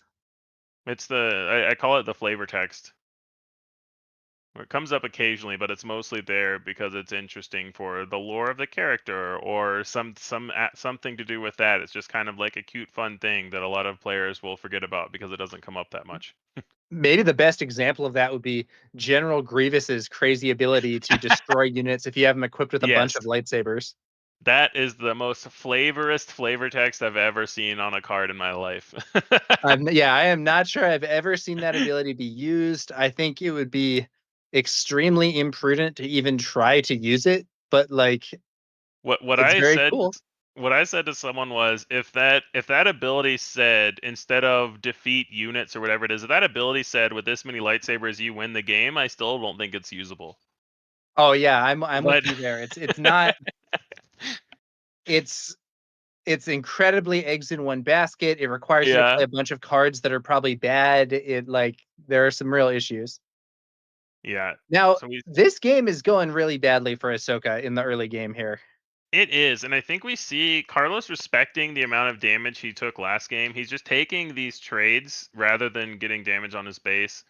So it feels kind of bad, but we know he has space units. He has things like he drafted the Graceful Purgle. Like if he just plays a 2/7 Space Sentinel right now, that's huge. But he didn't have it this turn. But like if he plays a Legacy run now, that's huge. It'll be next turn because I believe it's a 6-drop. But like if he plays something like that where he can just clean up the space arena a little bit, then I think he's gonna be okay. But he's gotta find those cards. You know, there have been some efficiency problems when a nameless terror, which is a 3-cost 3/3, gets a 2 for 1. Yeah, exactly.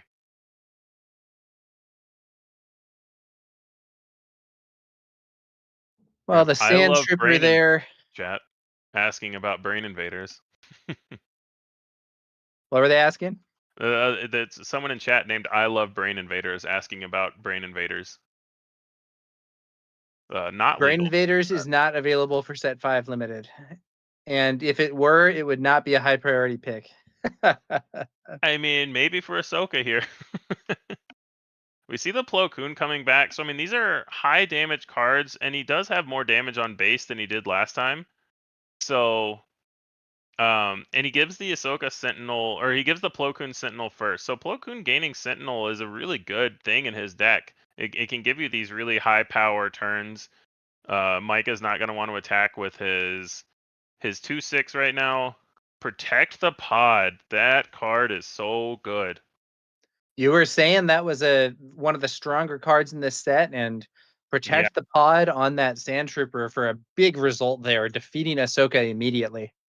Yeah, just the amount of times you see a leader get flipped, the pod gets protected, and the leader just dies is very high. Sand So now Trooper Cavalry, 2/6 grit. And interestingly, Plo Koon has Sentinel but does not have Grit, because Carlos used the Force to give it Sentinel and then didn't get to attack with his Ahsoka. So I don't think that's relevant for this interesting turn, point. but it could become relevant first action of next turn with how Carlos has to sequence his actions because he doesn't have the Force. He's not going to be able to play a Shatterpoint first action. He may have to attack with his yellow Sentinel to give it Sentinel and gain the Force. Yeah, let's see here. Snoke crashing into Plo Koon. Yes, and he has to, because Plo Koon does still have Sentinel for the rest of the phase from the earlier Ahsoka activation, and then he doesn't swing his Grit unit into it. I think it would just be killed, right? So he probably doesn't think the 2 damage is. And I agree with that assessment, because Plo Koon is a 6/8, so Plo Koon would not die from it, and the Sand Trooper would. So now we've got to see, because if Carlos attacks with either, they're both Force units. So if he attacks with either unit, he gains the Force. So he could attack with Plo Koon. It becomes 10 attack on the attack because he gains the Force on the attack. So he could attack base for 10 or kill the Sand Trooper. He's at 13 damage, so he's not that far away from just being dead. But 10 to base gets him there next turn, because now his 5/4 has Sentinel because he has the Force. It is, yeah, I think it is the 10 base. Snoke trades, buffs up the Exegol Patroller yet again. A crushing blow here would be massive. Yeah, this is where he needs his bounce spell or his Shatterpoint or anything. Is there that removal for the Exegol All of his Patroller? 4-cost spells kill this Patroller or deal with it at least. It looks like that, like four resources are being spent. Yeah, there it is, the Shatter. Huge for Carlos. Massive swing. Our Ahsoka player now in a much, much better position than just a moment ago. Yeah. Micah's really on the back foot now. He's staring down 10 more damage. Every time this Plo Koon attacks, he's going to gain the Force. And if there's an upgrade for Plo Koon, it could be in lethal in 1 hit range. It looks like there isn't. It's going to be a Yaddle. But he just needs 1 more power to be able to... that, unless there's some removal coming, that could be a huge blunder. But there we go. He's got... Okay, yeah, I was going to say, I assume he's got something for it. So he's got the Ambush Jedi, the Ambush and Restore 2 Jedi. So now we're kind of just reset back. Both players don't have the biggest boards. Yaddle with Restore versus 4 power and space. Yeah, so in a certain sense, if they're both just swinging with these units, Yaddle does 2 and heals 1. Those 2 units deal 4 total. So Snoke's still racing a little faster here. Yeah, but we know Carlos has answers in his deck. We know Micah has options like the Tyrant Tech that he could potentially draw into. We're not sure what other big game changers Micah may have, But I think That Carlos big here, if he Sentinel gets, whale would be nice. yeah, the Sentinel Whale, or even just the Legacy run, because he could give it Sentinel with Ahsoka. He just needs some kind of space presence, so he doesn't have to keep spending his events on 1 and 2 drop space units. Yeah, that makes sense. Looks like I think it's another Jedi Guardian hitting the field there. Oh, yeah, Or I'm sorry, not Jedi Guardian. Which one is that called again? that is a good question. Is that the The I think it's Jedi the Sentinel. Jedi Sentinel. Okay. Yeah. And we saw here the Snoke activation trying to go onto the droid starfighter, but it can only go on the highest power unit, which is the Minok. And I believe that is a Pong Krell, which is one of the big game-changing units that we were talking about in the beginning of the draft. A 2/9 grit. When it completes an attack and survives, you may defeat a unit with less remaining HP than this unit's power. So he can do something Very like, spicy card. he can attack into the Yaddle for 2, take 2 damage, and then defeat the Jedi Sentinel afterwards. Something like that. Assuming Carlos doesn't have the Force and the Jedi Sentinel doesn't have Sentinel. So there are a lot of interesting lines that you can take with Pong Krell. Oh, is Okay, that I a think that's a shield? shield. Yeah, so that was Refugee of the Path. A 0/3 Force unit, when played, give a shield token to a unit with Sentinel. Okay, Pong Krell swings into that Sentinel and then removes it with the ability. Yeah, so it's like we're talking about, back to the ability being good of Pong Krell, and now Pong Krell attacks for 7.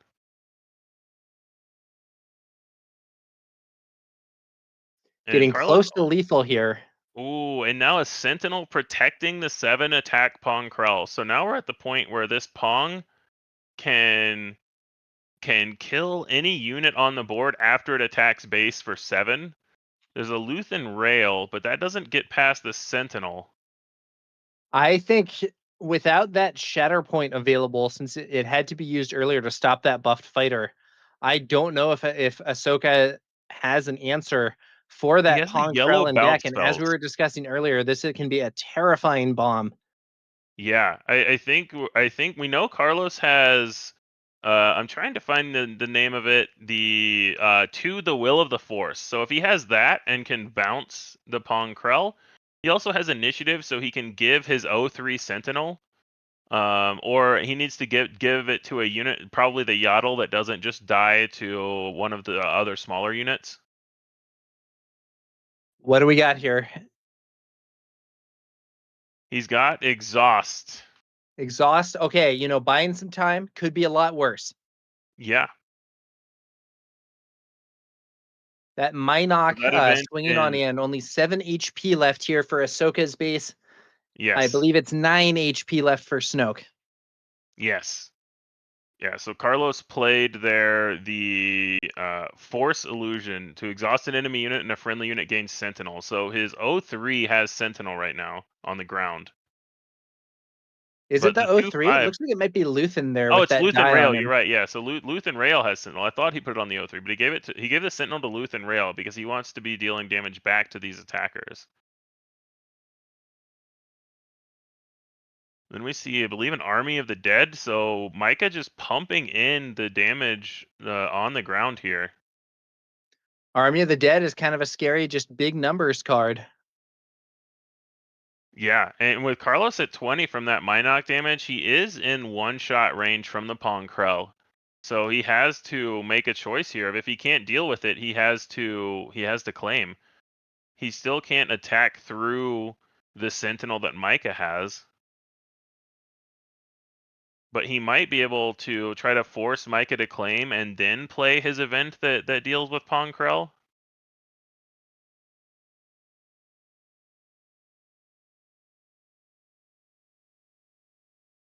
Let's see here. Really exciting end of this game. Can Carlos keep getting out of this? He's had a few answers now. It feels like he's been so close to coming back. He did just claim. So now he can give his Luthen Sentinel again with Ahsoka.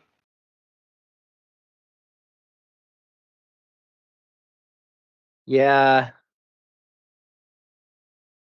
It feels rough with this Sentinel that Micah has. It's going to be hard for him to keep. Does he have the Loath Cat? The More Loath Cat. exhaust. Love the Loath Cat. This Ponkrell is just Ponkrell, such man. a huge threat, but there's been just little trick after little trick to stop him from attacking. That Army of the Dead, though, is almost as good. Only 1 HP on Ahsoka's base, and I don't know that there's an out. He's got to deal with both arenas because the Minok just getting in for 2 would be enough here. He can give 1 unit Sentinel, but Only only heal in one for 1, arena. but the Minok would still be in range. It might not matter that Carlos has been giving this Ponkrell ADD and just distracting it with squirrels. Yeah, looks like Micah takes it down, winning the top 8. Congrats to Yeah. Micah from Late Night Gaming with a top 8 win over Carlos from the Bothan Network. You know, earlier we were discussing Snoke being a powerful leader in this format, and those Snoke buffs really added up. Yeah. Yeah, absolutely. We saw it do so much work, especially in game 1, and even just a few buffs in game 2 really got there. Just the incremental advantage was so good.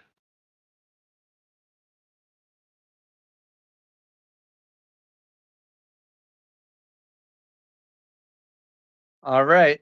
That's going to be a win here for the Supreme Leader Snoke deck. The Ahsoka build that we saw being drafted, not making it to the top 4. Yeah, 2 and more rounds to go before the champion is declared here. and we saw Snoke do well in sealed, and now we're seeing it do well in draft. So we'll see how Micah does in the top 4. I believe we are going to go to a quick break while we get the results from the rest of the top 8, and we will be back shortly with the top 4. Thanks for hanging out. See you.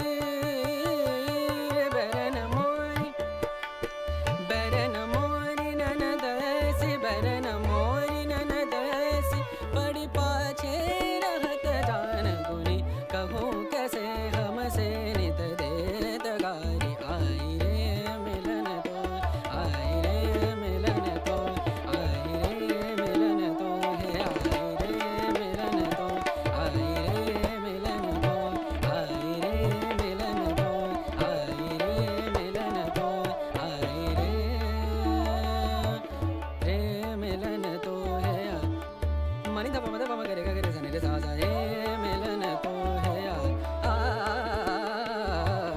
रे मिलन तो है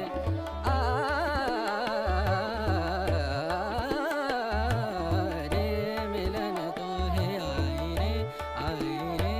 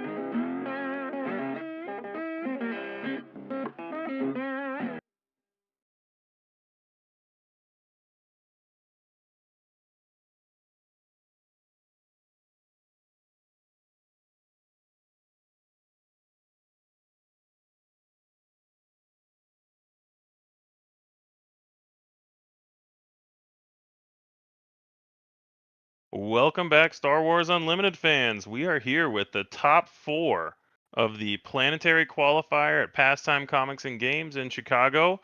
I'm Jeff Creasy from the Bothan Network. The top 4 got started a little quickly. TowerNumberNine will be back shortly, but for the moment, you're stuck with just me. Oh, I'm here. Oh, Tower's here. Excellent. Just in time. How you feeling, Tower? I'm doing well. I was grabbing my food as I heard you guys talking about it on my wireless headphones, but my mic is here at the computer, so I couldn't say I was here yet. Oh, gotcha. No worries. Just in time. But yeah, I'm super excited about this matchup. We've got a Cal Kestis versus Mother Talzin. Now, obviously, Talzin is one that we saw a lot during the Swiss. It's a very popular leader because it's a very popular color and a solid ability. Cal is not one that we've seen before, and another one that I think could be better in draft because you have the ability to go a little bit faster. He lets you use the Force to make your opponent choose a readied unit they control and exhaust it. And he's a 3/4 that deploys on 4. So it's going to be Yeah, so really those 4 interesting here. deployments definitely Yeah. oriented towards a more aggressive style of play. Probably the most popular and successful 4 deployment leader is, of course, Sabine, who has sort of been the best leader, aggro leader in the game for basically the game's whole lifespan. But Cal is an interesting option, and his exhaust can be especially relevant, I think, when you're racing against another fast deck. Mhm. It'll be interesting to see how much value it gets here versus Talzin. This is definitely a case where both decks want to use the Force. Yeah. And we actually got sent pictures of the deck lists. So shockingly, there are a lot of low to the ground units in this Cal Kestis list. We see a couple of out of aspect cards. I see a Sith Holocron and a Neiman Strike, as well as double Sorceress Blast, Witch of the Mist, Curious Flock, Secretive Sage. This is an interesting list. I'm kind of surprised at how many out of aspect cards there are in Joe's list. I wonder if he had a different direction and then kind of swerved into Yellow Hero a little bit later. Yeah, He that's an does. interesting question. Normally, you do want to avoid those out of aspect cards as much as possible, although in some cases, they might be something you're actually choosing to include. Yeah, definitely. We do see he has a Kiadi Mundi, which is a constructed mainstay. He has a decent top end as well, with a couple of Ravenous Ratinars, the 6 cost 8/5, I believe it is. Yeah, so it's not just all low end stuff with this Kyle Kestis deck. I'm really curious how this one's gonna play out. I'm trying to Piety find the Mundi, Talzin deck. incredibly high power level card, very very Oh yeah, strong. One of the best force cards, or one of the best force token cards in the game, maybe the best. yeah, absolutely.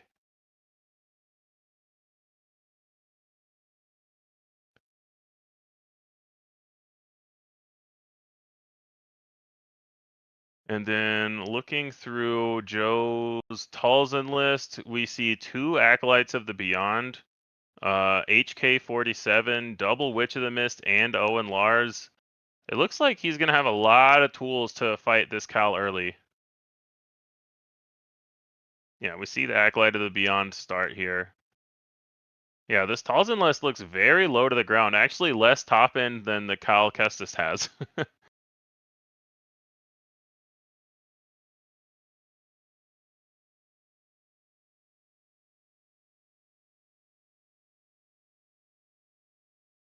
And then, yeah, Cal with no way to get the Force on turn 1. Not the end of the world for him, because I think you don't want to start using that leader ability until a few turns later anyway. Like maybe use it before you deploy, give yourself a slightly safer deploy. He would like to get a Force unit out this turn. I see a Ki-Adi-Mundi in his hand as well. So he really needs a Force unit this turn to set all that up. Of course, he can always flip Cal and attack with that to get the Force on 4 and play Ki-Adi, so it wouldn't be the end of the world if he doesn't have a Force unit this turn.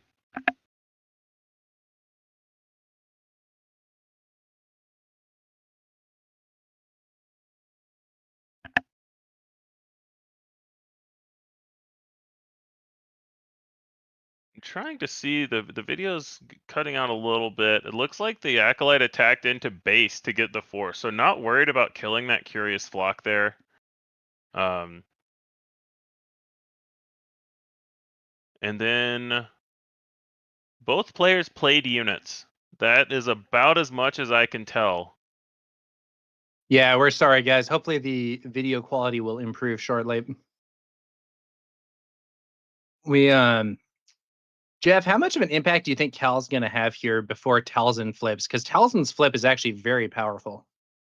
I think the most likely impact that Cal is going to have is going to be to give Joe the Force so that he can play Ki-Adi-Mundi. I don't know that he's going to have much beyond that. But that's what we're going to see. I believe. Oh, he played the unit that Yellow Joe played was the Padawan Apprentice that immediately gives the Force, so he can use Cal now. As soon as Talzin attacks with the unit, he can exhaust the other one, which will give him the ability to deploy a lot safer. So we could see, actually, I could be eating my words, and we could see Cal having an impact right now. I really like the idea of just using him, exhaust your last unit, save the 2 damage, the Padawan attacks, gets the Force back, then you play Ki-Adi, then you flip Cal, then you attack again, get the Force again. Like maybe we'll see Cal take over this game a little bit in before the Talzin flip and try to get a really good board state. What Talzin really wants to avoid, if possible, is a world where she has to flip onto an empty board with Cal there to immediately exhaust her. Yeah.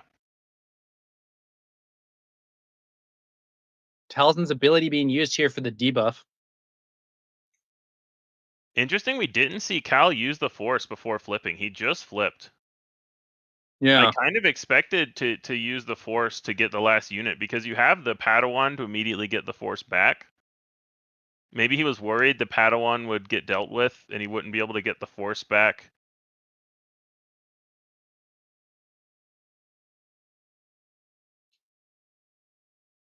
Yeah, it's a little interesting. That does seem to be a potential opportunity for Cal that wasn't taken. He also goes to base. So and it was another thing that we were talking about, trying to keep Talzin's board clear so you can keep the leader exhausted. But also Joe doesn't realize how low to the ground this Talzin is. Now that since we've seen the deck list, we know that he probably is going to have to trade some units in this matchup if he wants to come away with the victory. But that would not be my first impression just seeing the leaders. If I didn't know both deck lists, then I would assume that Cal has to be the aggro here, but he actually has a lot more late game in his list than Joe on Talzin does. Have the players seen their opponent's deck lists? I assume not. I assume not. I do not believe the top 8 is open deck lists, but we've seen it, and I think it's okay to talk about here. Yeah, I think maybe in that's wrong. constructed, normally the top 8 is open deck list, but not at all sure that would hold true for a draft event. Yeah. Because we've just seen pictures of the lists. I don't even think there is a paper written down anywhere, so it would be pretty tough for them to have open deck lists. Yeah.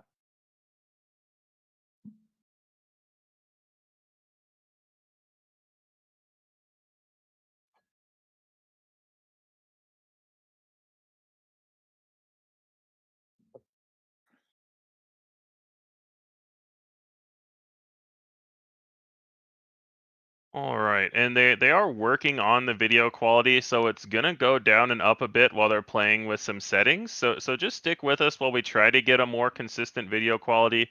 We're working with what we've got for now, but they're hard at work on the ground trying to get a more consistent quality.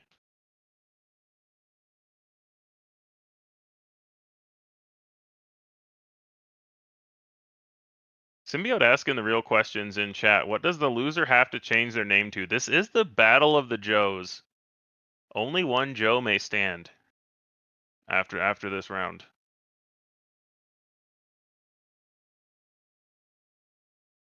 And yeah, the video did cut out just quickly while they're trying to restart it to get a little bit higher quality. But I think Talzin is still in a pretty good spot here with Cal not having any other units and Talzin being about ready to flip. Oh wow, it just rejoined, and that is some high quality right now. Hopefully it stays that good. Just for this, the loser has to change their name to Joel because they took the L. Oh, I like it. The loser is Joel. Spicy. And that was our producer, Rebel Traitor, the man behind the scenes, the one that has been working so hard to try to get us the quality here and to try to keep things running. So huge shout out to him. It has been a long day for all of us.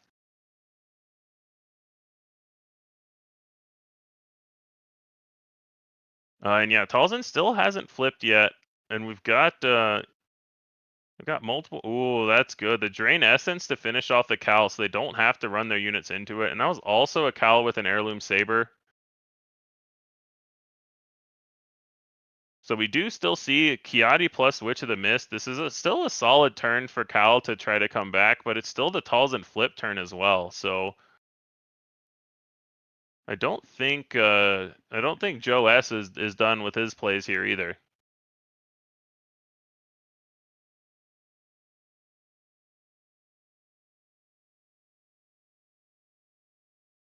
And we're really curious if he tries to take out that Kiadi before it wreaks havoc on his board, or if he's just going to ignore it and go face. I wouldn't really be surprised either way.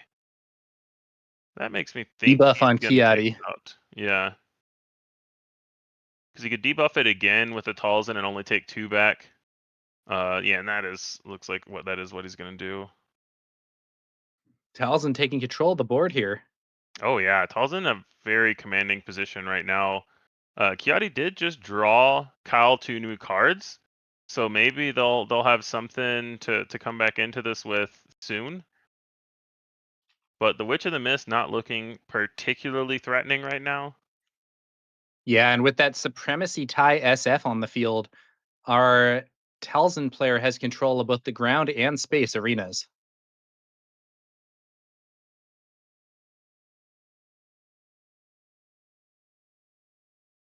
Yeah, so Cal really needs to have a good turn this turn. His flip got kind of answered pretty cleanly by Talzin, and then Talzin has been able to flip cleanly. So now it's Cal's turn to come up with an answer. Yeah, interesting stuff here.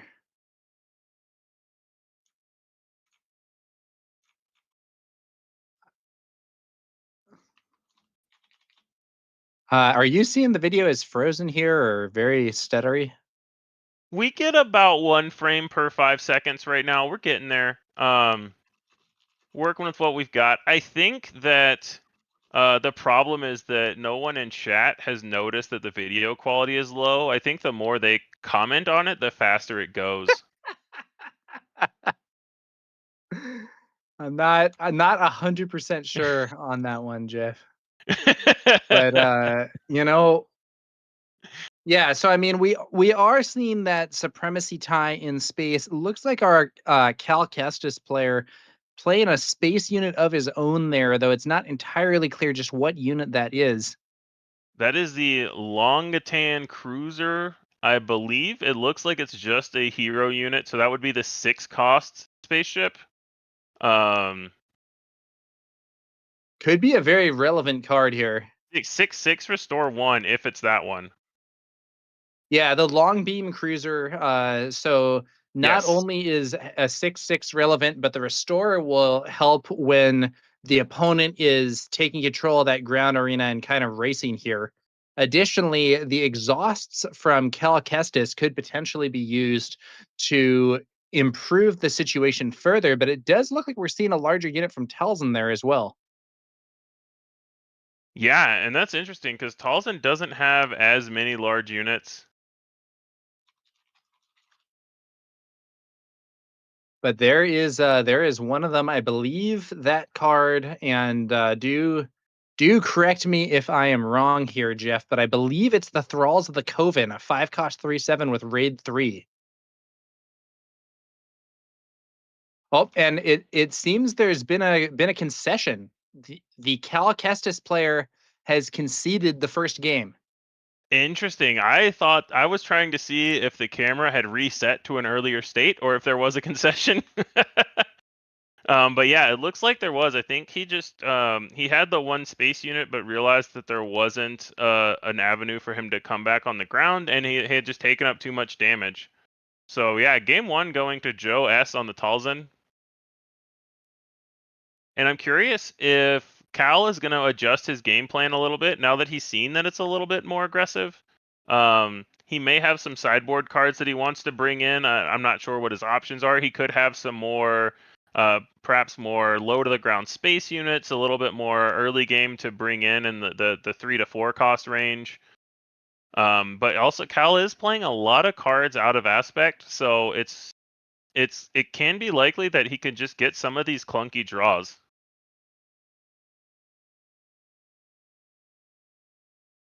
And this Talzin deck looks very streamlined. I'm really surprised that Joe was able to get this cohesive of a deck in 2 of the main colors that you want. It seems like he was in a really good seat and drafted really well there with all of the early and mid game force enablers and things that he has. He also has a shatter point and a crushing blow. There's a lot of good things in this Talzin deck that I like a lot. Yeah, I think that in that last game we saw the Talzin deck successfully just building up a bunch of units, taking control of the board, and kind of bringing the game to a swift conclusion. That long beam cruiser in the space arena might have been a powerful unit, but it wasn't even going to be able to hit the base until after it cleared that supremacy tie, and restore 1 wasn't going to get the job done against the all those ground units. Yeah, definitely. It just wasn't enough of a comeback, and he was too far behind on damage for it to make a big difference. We also, we had been discussing that possibility of Cal trying to keep the board clear to exhaust Talzin on her flip, and that very much did not happen. In fact, by the time that Talzin flipped, Cal was already dead, I believe. Yeah, and I don't think we saw Cal activated that game. There was a chance where it could have been. Yeah, it might have been maybe a bit of a missed opportunity there. Not sure. This might have been a Cal, and it might make sense as well with some of the out of aspect cards. There may have been just a late switch into yellow hero, and Cal was the option for it. That's a possibility. It's hard to say. Ooh, Guardian of the Wills. So this set actually has a 1-cost upgrade, which all other Guardian of the Will sets have been missing. So this is the +1/+3 upgrade that can only attach to a force unit. So now you have a 3/6 force unit on turn 1. And this is where we may be seeing Cal's ability first action here with initiative to just exhaust that to keep Talzin off initiative. Or to keep Talzin off the force.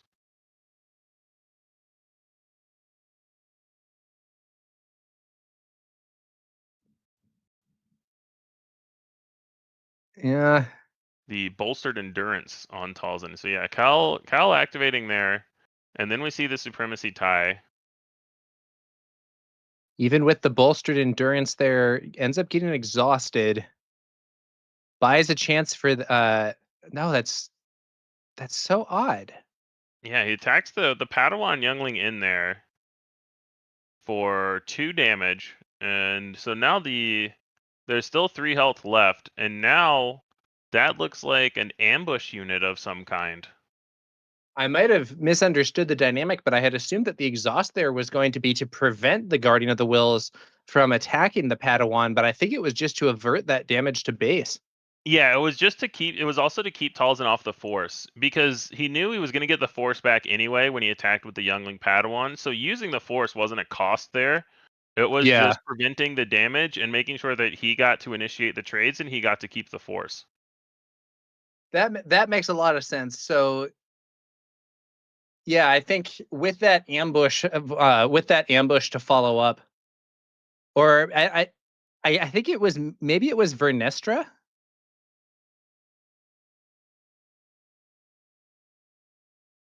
Was that Vernestra Rowe who appeared? It could very well be. Let me look at the deck list again. We moved the Wi-Fi hotspot to try to get better signal, so there may be some camera disruption in the short term that hopefully gives us a more stable signal in the long term. There is a Venestra Rowohu in the list. Yeah, I'm so I sure think I'm it was saying that name correctly. Vernestra rather than an ambush card. It looks like a Purge Trooper arrived to defeat Vernestra with that Wind Plate ability, and now Cal Kestis has hit the board and he is getting some kind of upgrade loaded onto him, which is apparently Yes. enough to allow him to take out that Purge Trooper and stay alive with some amount of hit points left. Yes. So for those not in the know, Vernestra Ruoho is a 3/4 Force Jedi that when played, you may use the Force to ready this unit. So the Cal Yeah. player was able to use the Force to exhaust, attack with a Padawan youngling, get the Force back, play Vernestra, use the Force to ready Vernestra, then attack Vernestra and get the Force back again, killing the Guardian of the Wills. Vernestra has the interesting distinction of being one of very few good aggro cards in this set. She has not seen a ton of play in constructed decks simply because the constructed aggro decks generally don't want to run all that many force units with the card pool as it currently stands, but she is quite a strong card. Yeah. And now we see Cal here deployed. And now Talzin's a little bit on the back foot. Gonna have to try to see if they can do what they did last game, which is have an amazing flip turn that Cal just can't come back from. That's a good game plan if you can pull it off, Jeff. Let's see what happens here. One good thing for Talzin is that supremacy tie in space is going to prevent Cal from exhausting Mother Talzin if she does flip under these conditions. True. Curious if Cal can do something.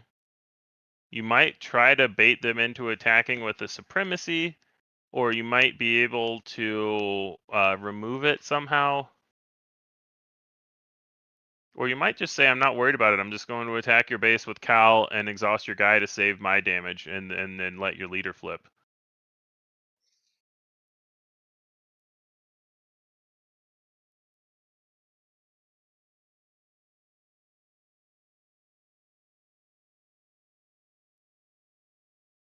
Let's see. The upgrades that Cal has, he has 2 heirloom lightsabers out of aspect. So I'm thinking that maybe he was a blue-red hero deck that ended up getting a bunch of yellow cards and switched to Cal, because there's some blue cards out of aspect here, a decent number of them. I believe Ventress is taking the field. Yes. And it looks like the Supremacy tie has already attacked. So it's kind of interesting that Cal is a little bit holding this Asajj flip hostage, but at the same time, that's just it's giving up initiative if you wait until they flip. So Yeah. interesting to see how Do you, Joe plays do you this one think out. in this situation you just swing to get that restore going, or okay? It looks like one of those probe droids hits the field. Yeah, I think if you have a play you like making, it's fine to wait. But if your action is going to be to claim right after you attack, then I think you just attack. Talzin does hit the field. So I'm not sure what the other upgrade is. There's a Sith Holocron in the list, so this could have been a Sith Holocron for 3 on the Cal Kestis. It's hard for me to tell exactly what upgrades are on him right now. Yeah, little unclear to me as well. It looks like one way or another an attack is being made, but it's not Talzin who's going to be the target. Yeah, it's going to be attack into Ventress, clears out Ventress, and the on attack ability exhausts Mother Talzin. This is sort of the scenario that we were discussing as one that the Talzin player kind of wants to avoid for that leader flip. Yeah, definitely. And I'm thinking this Cal probably has 6 attack where it could kill the Ventress, but not the Talzin leader. And then, yeah, we'll see what Joe does at the start here, because you could just attack with your Talzin right away. This Cal has got to be close to dead here. We see the upgrades are Corrupted Saber and Ascension Cable. Corrupted Saber? Yes, so I think some of those were boarded in because I don't see either of them. I see the Ascension Cable. Oh, no, I'm sorry. I see them both on the deck list. So Corrupted Saber is the yellow villain out of aspect, and Ascension Cable is neutral yellow. And then, yeah, we see Asajj trading with Cal here. No, it's not Asajj, it's Talzin. Or, sorry, Talzin. I think it wasn't a trade, but then a unit of some kind came in that removed Talzin, not entirely clear. There are multiple We are now sources switching blast to in an the deck. internet connection that will hopefully be better for this video. Our apologies to the viewers for the low camera quality, but this should hopefully be fixed soon. Yeah, we're doing our best. The internet has gotten oddly wonky with more players leaving the store, but that means the store internet should be running a bit faster now. So hopefully this is the last camera switch, and then we'll be able to, see all the cards.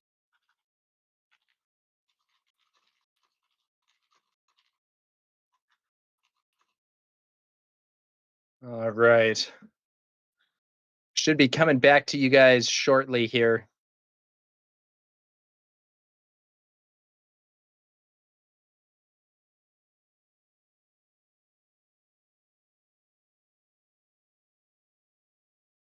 Let's see how things go here in this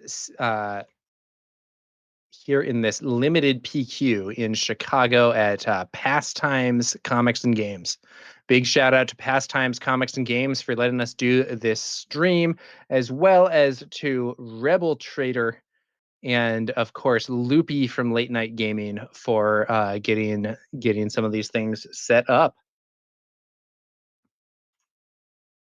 Yeah, it's really exciting to have the first limited PQ stream. I think a lot of people were excited about just the option of seeing some competitive limited. Maybe get a little bit of info and some knowledge before they go to Philly. Yeah, the sealed sector qualifier in Philadelphia is going to be a very interesting scenario.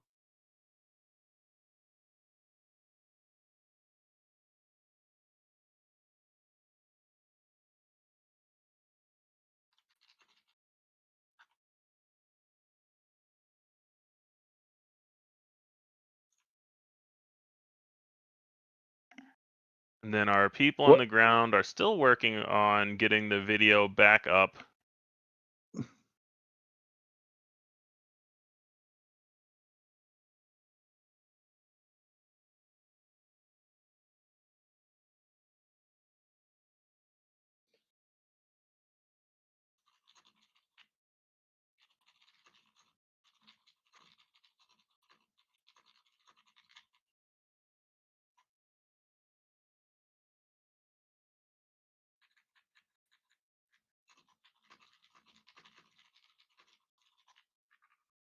So again, we currently don't have the video either. It is getting worked on as the internet hotspot kind of did something wonky, and so they're trying to fix it on the ground.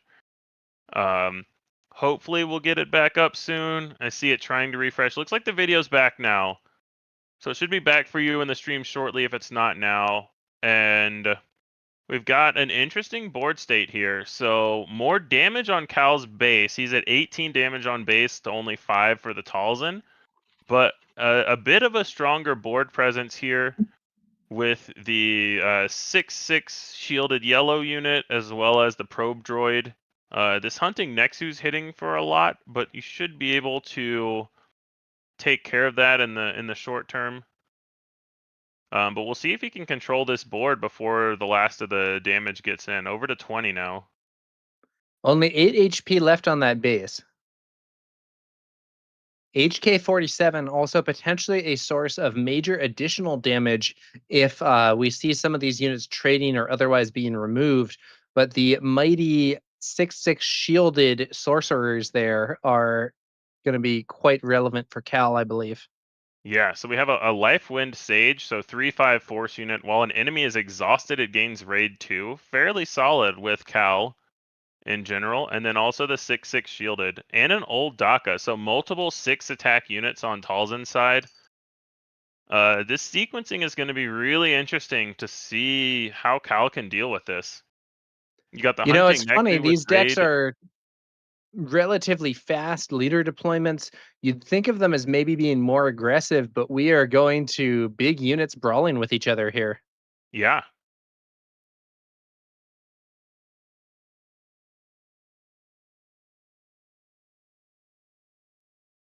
What do you And think here? It's Sorcerers interesting. attack old DACA? Yeah, I think you take out old DACA. Looks like, yeah, I see us back up on the stream now as well. Our camera quality is good here, so even if it takes the stream a second to catch up, you guys should be able to see pretty quickly what's going on. And now you have to exhaust the HK. And you're going to have to throw both units into this hunting. Oh, no, sorry. The hunting Nexu is only a 4/4, so you can kill the hunting Nexu, but not the HK right now. The problem is that hunting Nexu hit, I believe, for 6 because another red unit was in play. So only 2 more damage is needed from Talzin to close the game, and I don't think. Oh, wait a minute. Constructed Saber is huge. That gives Sentinel. Wait, no, I don't. Is that a constructed saber? I think it's the one that gives restore. Oh, you're right. It's an heirloom saber. Yeah, constructed would have been great. It is not, though. Yeah, so there's a heal, but the problem is the Supremacy TIE SF can swing for 3, even though these other units only have 2. So there's the fist bump, and Talzin gets the win. Joe S becomes Joe W, and Joe K becomes Joe L. We finally have the answer of the Battle of the Joes here, with Talzin taking it down. This Talzin deck is really streamlined, and I'm really curious if anyone's going to be able to fight this. We'll have to see who he plays up against in the finals, but I'm really impressed with the deck that Joe was able to put together here with this Talzin. There's a lot of cohesion and a lot of really strong units in this deck. Yeah, it did seem like the Cal Kestis deck had stronger endgame cards, but the problem was in both of those games, just too much damage got through, and the board state became too negative for the more powerful endgame cards to be that relevant. We saw it with the long beam space cruiser thing in the first game, and now we saw it again with those sorcerers in the second game. Having a 6/6 shielded is very strong, and it took out old DACA, but there were just a bunch of other units. It wasn't enough. Yeah, and I'm really interested in I wish this Cal player had been on camera watching his draft, because I'm really intrigued how the draft went for him and where his decision points were, because it seems like there were a few different directions that all had a lot of potential. So I'm curious. This is one of the ones where I would just love to pick a competitive player's mind and say, hey, what happened here? What did you want versus what you found? He still built what looked like a fairly cohesive deck. This Talzin deck was just way too streamlined and fast. But I'm curious. This Cal deck looks really interesting. Yeah, it's gonna be interesting to see what sorts of decks end up being successful as more of these limited PQs and other large scale events get played. You Yeah. know, there's a principle in draft where draft to a certain degree is self-balancing, because if there's some strategy or color or whatever that's exceptionally strong, you're likely going to see more people gravitating towards that, Mhm. at least in a high level situation, and that will kind of undermine the card quality that each of them can get. Yeah, So, absolutely. insofar as something becomes the clear best, in a sense, it can make it worse. But the kind of caveat there is that if it's a specific leader that's super good, like Anakin was, opponents might not have access to that same leader. Yeah, and it goes back to what I was talking about like the Grand Inquisitor leader, where yellow and specifically yellow villain is a little bit harder in sealed because a lot of the cards you need are uncommons. But if you get the right cards in the draft, it's a good option to have. And it's a unique factor for draft in this game where you see all the leaders before you see all the cards. So it's really it's just it adds a whole nother level of depth to, oh, do I want the option of this leader, or do I want to give the option of this leader to someone else? What do I think what options do I need to leave myself open for the first pack? Draft it at a high level. I think draft is very in depth in this game, and I really like it. Yeah, I hear that.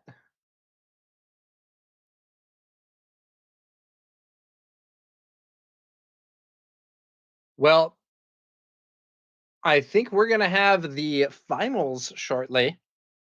Do we have Yeah, another match in the do we have another match from the top 4 that we're going to get a game of, or is they that, just or are went we to just going game straight to the 3. finals? Yeah, they just went to game 3 in the other semifinal match. So we're not going to get a game 3 on stream. So Okay. what we're going to do is we're going to take a quick break until this game 3 ends, and we will be back shortly with the finals. I am Jeff Creasy here with TowerNumberNine. Thanks for hanging out, guys. We'll be back in a minute with the finals. Yeah, see you guys soon.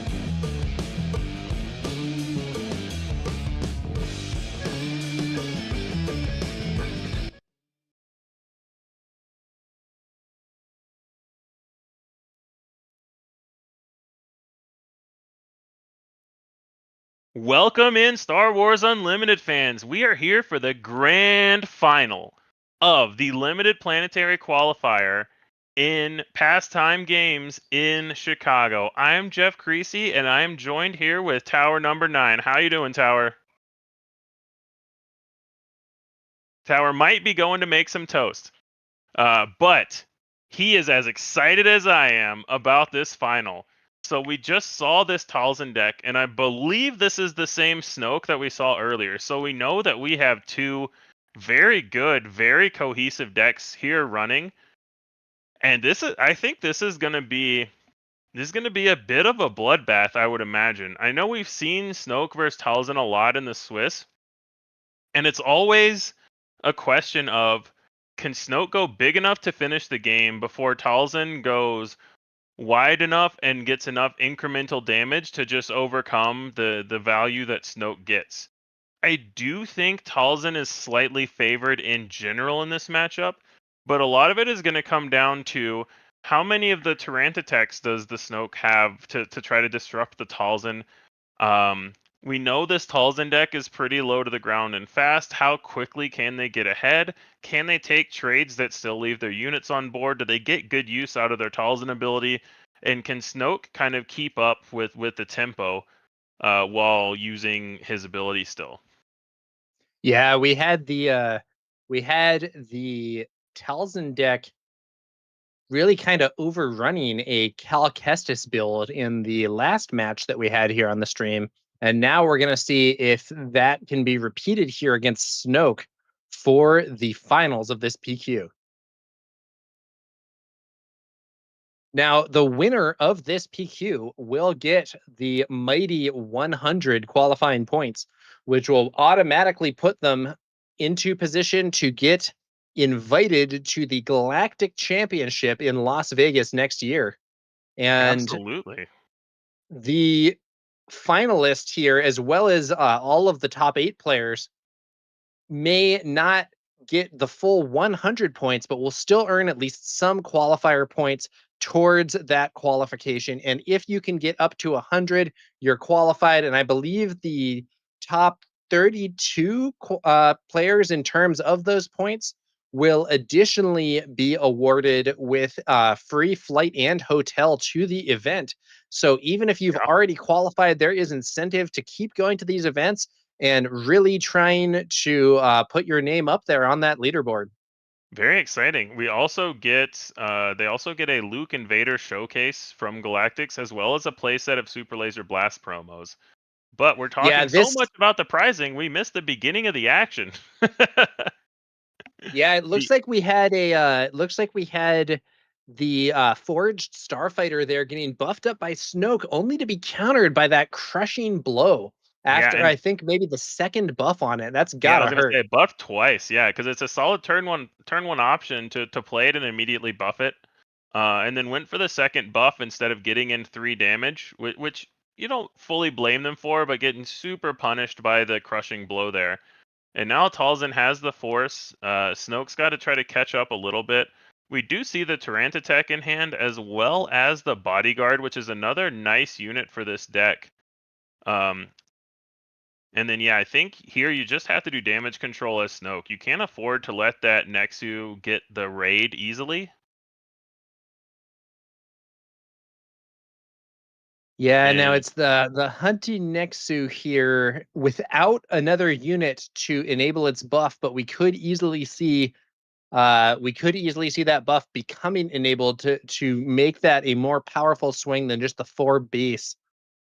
We could. The Knights of Ren coming in clutch there, though, because if you play a red unit to get the raid, the Knights of Ren can just smash in and trade. Absolutely. Knights of Ren. So Knight of Ren is an interesting card. I think actually quite good. So just 3 for 4/4.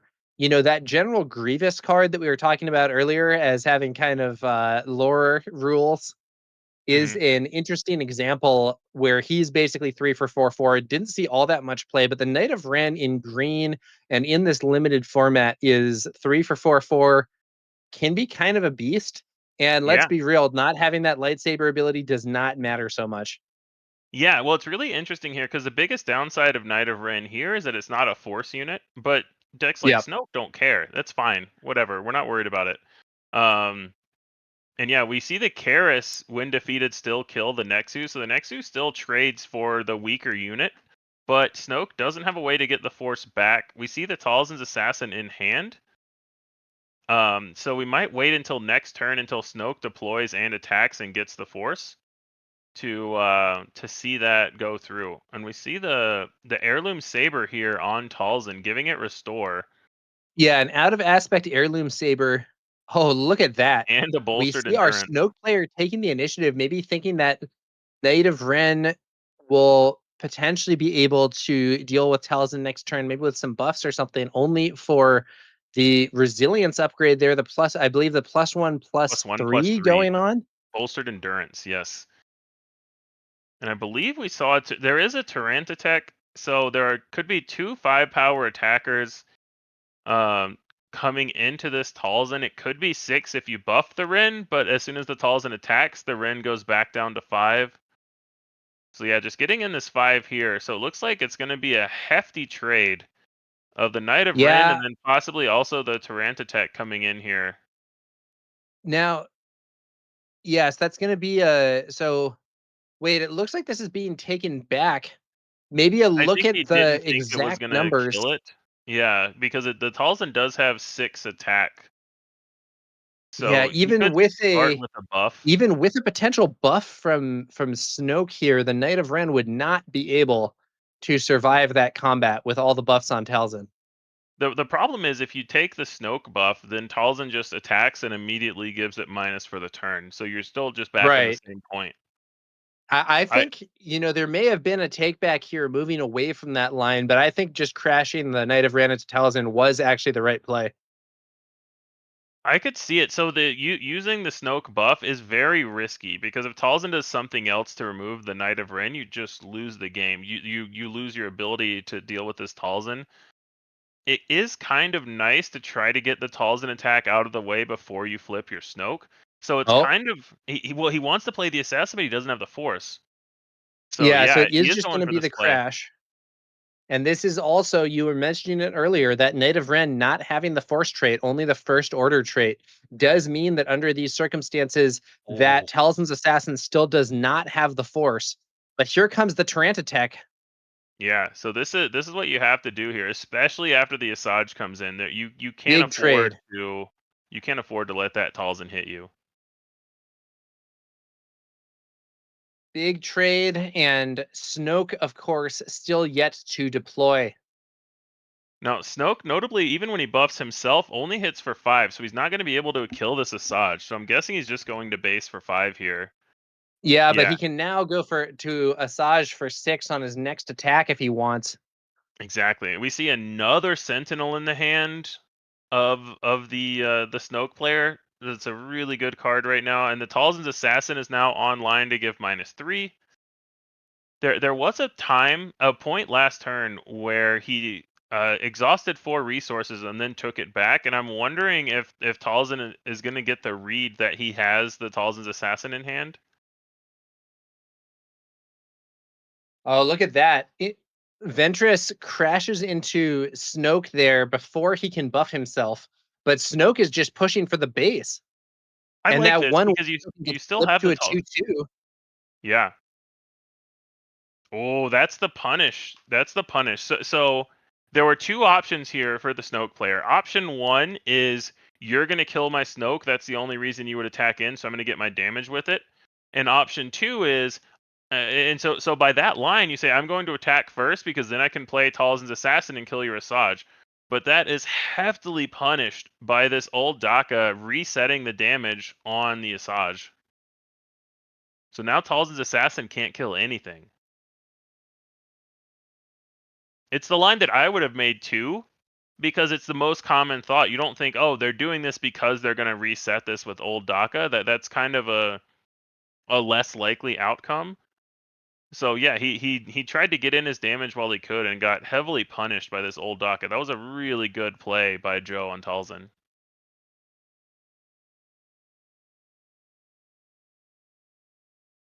One of those Exegol patrollers that we saw taking a heavy toll in the previous situation here with this Snoke deck, now in space and threatening Talzin, but if there's no way to buff that, which I don't immediately see, Yeah, Snoke is going to buff Talzin's himself ability again. can just kill that unit. It only has 1 HP. And Talzin does have the Force right now. It's going to be a swing from Ventress, buffing old Daka. Yes, and Asajj is a 5/6, so killing the 2/5 Sentinel and just getting in the damage to base here. Up to 22 now. So I think, yeah, the play here is Talzin first before you take the 3 more, and you assume that there's nothing for this old Daka.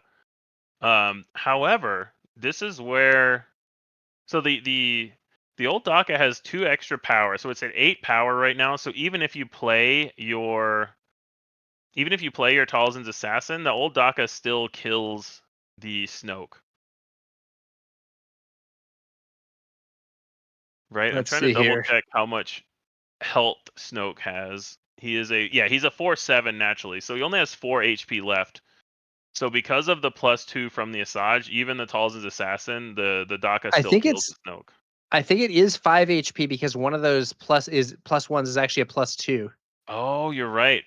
So yeah, so Snoke is at 5 HP remaining. Some lightsaber is thrown onto old Daka, only for her to be debuffed by Talzin's assassin here. So I think that is a Kylo Ren's lightsaber at +1/+3.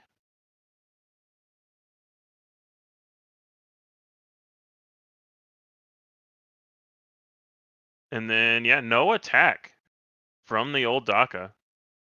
Getting initiative. So getting initiative here to probably swing in without the buff. Yeah, swing in without the buff and kill the Snoke. Yeah, and it's not even a trade.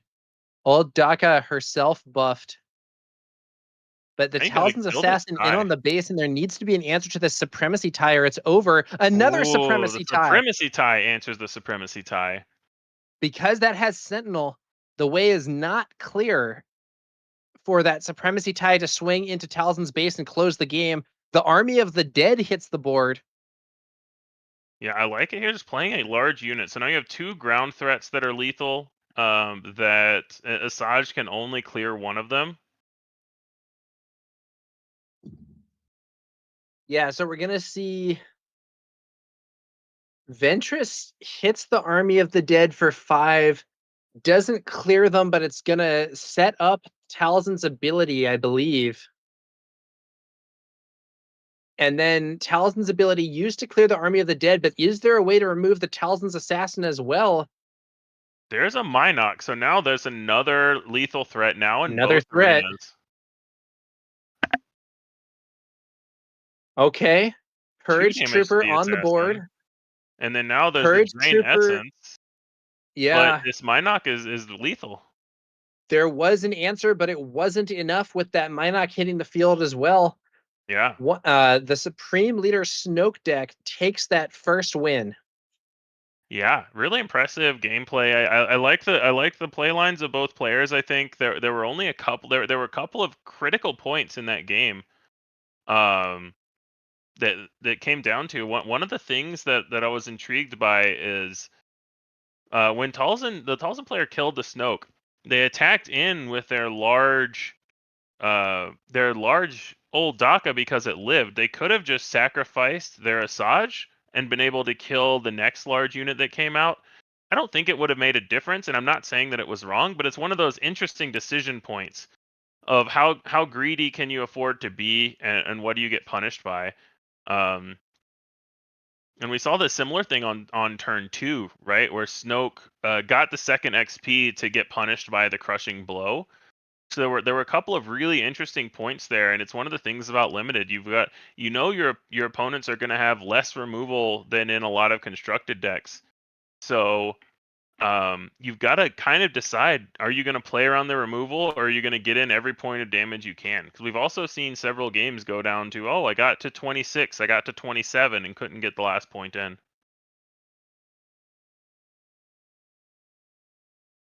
Minok, a humble card, but one that's gotten some real results here. Yeah. And honestly, like, not even that, like 2 for 2, 3 in space. Like, people totally play Alliance X-Wing, which is 2 for 2, 3 in space, no ability. Like, yeah, the Minox Overwhelm usually does nothing, but it can generate value against like a 1 HP opponent, or if you buff it up. And like, I guess to be fair, Alliance X-Wing's real text is like having the Rebel trait, which Rebel. is super good, but yeah. But Minox text, especially in this limited format, is having the villain trait for these Snoke decks. We see it's basically the backup. It's the backup space unit that you want to see on turn 1 that gets the Snoke train rolling. Like, what this deck wants is an absurd number of 2-drops, so that you can go 2-drop, preferably 2-drop in space, and then buff it and play another 2-drop, and try to just overwhelm them before they can get anything going on the ground. All right.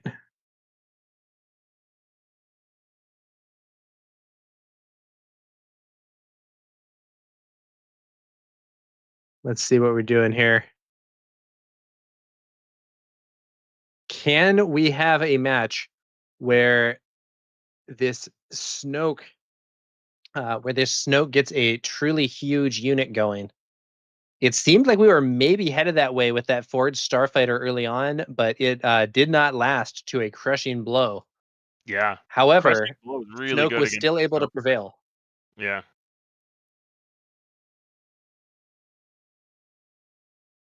Oh, that's also a good point in chat. Wild Space saying the Minoc does not have villain. Yeah, I thought it did. It is just dark art. But it's also Yeah. dark art on the ground for a space unit. So there's a lot of things wonky there. Yeah, some of these things a little odd. Hey, and there it is, the Minoc on the board. Minoc versus HK47. Yeah, and Minoc off the board. So there should have been 1 damage from the HK trigger as well. Why? What was defeated? The Minoc. Oh, I see. Yeah. I'm sorry. I thought you meant like when HK was first played. Oh, no. Just when the Minoc died. So there should be Yeah, one no. more damage I get on it. Micah's After the base right crushing now. blow, yep, that's a damage to base, or it should be. And then that guard not having Sentinel yet, but it looks like we're gonna get a Kylo activation. Is that the Fallen Jedi? The Hunting Nexu. Yeah, the Fallen Jedi here. So the Fallen Jedi with an XP gives the guard Sentinel because it now has 4 power. Right. So the Hunting Nexu is going to have to crash into that. It's really intricate flip turn here for Talzin, which we've seen Joe navigate very well in these last few games. Because you could try to kill the HK-47, you could kill the Hunting Nexu. He does go to kill the HK. Oh, we see another Sentinel in hand here. So his play might be to try to buff this Fallen Jedi again, and then there's also the Tarrant attack. So you could wait for Talzin to flip and then Tarrant attack the Hunting Nexu. There's a lot of options here for Snoke that we can see. Talzin, we see Old Daka in hand, which could just be the play to get a 6/6 on the board. One funny twist here is that I believe this copy of Talzin has actually, I think it's been signed by Loopy from Late Night Gaming, if I am making that signature out correctly. Yeah, and that makes it one of a kind, so that means it's infinitely valuable. I'm pretty sure that's how collectibles work. So we do see Talzin's Assassin hitting the field for our Snoke player, that debuff being used to remove the Hunting Nexu. Yeah, Mother Talzin swings on in, clearing the Fallen Jedi, but sustaining 3 damage in doing so, which means that she used her ability to debuff it in order to lower the damage coming in. And there's Old Daka. Yeah, so it is still vulnerable to this Tarrant attack to come in and kill the Talzin's Assassin. The Old Daka is still there to worry about, but you've got the Talzin's Assassin currently as a 5/5, and if it sticks around, it can become a 6/6 in trade. So we may see some quick and fast combat action here. Oh, interesting. So we see the Talzin's Assassin going into the Talzin. So holding on to this Tarrant attack for a very long time, and it might pay off because there are a lot of force units here, and it also gives him the option to play this Sentinel out now. Ventress hits the board with a buff for old Daka. And then there's another guard absorbing that attack from old Daka. Yeah. And so now we could see we still have this Snoke activation available. These Praetorian guards are interesting. They're a 3-cost 2/5. While you control a unit with 4 or more power, it gains Sentinel. So Most very notably, synergistic with Snoke, fittingly enough. yeah. Most notably in Snoke, it doesn't say other unit. So if it's your only unit and you pump it twice with Snoke, it still has Sentinel. Interesting point. Now we get the third experience on this Talzin's Assassin. So up to a 7/7 now with 3 damage on it. And there's still a Tyrantitech waiting in the wings as well that could potentially finish off this old Daka. The trusty Minok hits the board. Oh, you know it. Not a villain card, as everyone knows, but still a 2/3 space unit. And then Snoke hit the field, buffed that assassin. Was it an attack into base there? No, his attack into the assassin. So Asajj killed the assassin and buffed the old Daka, and then Tyrantitech takes out the old Daka. So now Snoke stands alone, which I think he is okay with in this scenario. So Talzin's got to find something else. How about another old Daka? Well, yeah, old Daka number 1 caused some chaos. Old Daka number 2 is a big problem here. Now, question, is this now new Daka? Oh, there we have Revan's lightsabers on Snoke. I believe that counter meaning that Snoke has been debuffed. Yes, but so it's now going to be an Snoke is attack only to the attacking for base. 6. Yeah, so ignoring the old Daka and saying, I'm winning this race and I don't think you can kill my Snoke. So that is a very interesting turning point of this game. I think that can show Micah's understanding of the card pool and the options. And let's see if let's see if Joe can punish this at all, or if he's correct that he can just win this race here. 2 more swings with this with Snoke, and the game 14 is over. HP on the base. So another attack from Snoke. The next attack would do what, 8 damage? 8. Yeah, so So him that would 22. put it at 22, and then that would definitely be in range for a third attack from Snoke to close the game out completely on this next turn. So yeah, I mean, we're gonna have to see an answer here from Talzin for that Supreme Leader Snoke, or this could be over, and I'm just not sure what answers are available. Yeah. We see the heirloom lightsaber to give Daka +2 and restore, but that's not going to be enough to kill the Snoke, and the restore 2 isn't going to be enough to stop the next Snoke attack from being lethal. There's an event in Joe's hand, but even if it is a shatter point, that says non-leader. So I think Micah is showing his understanding that there's not a card like a Rival's Fall in this set. Yeah, I mean, I think the only hope may be to fight him unit to unit, but I'm not sure that the units available to Mother Talzin are going to be enough. Old Daka is one of the higher end units in this build, and with only 6 power, there would need to be a lot more to follow that up in order to defeat this Supreme Leader Snoke, who I believe is currently sitting on 10 HP. Yeah.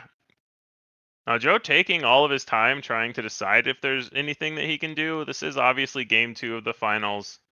There's no rush for him to try to see if there's anything that he's missing. He has a Space Sentinel and he has a Shatter Point that can kill the space unit.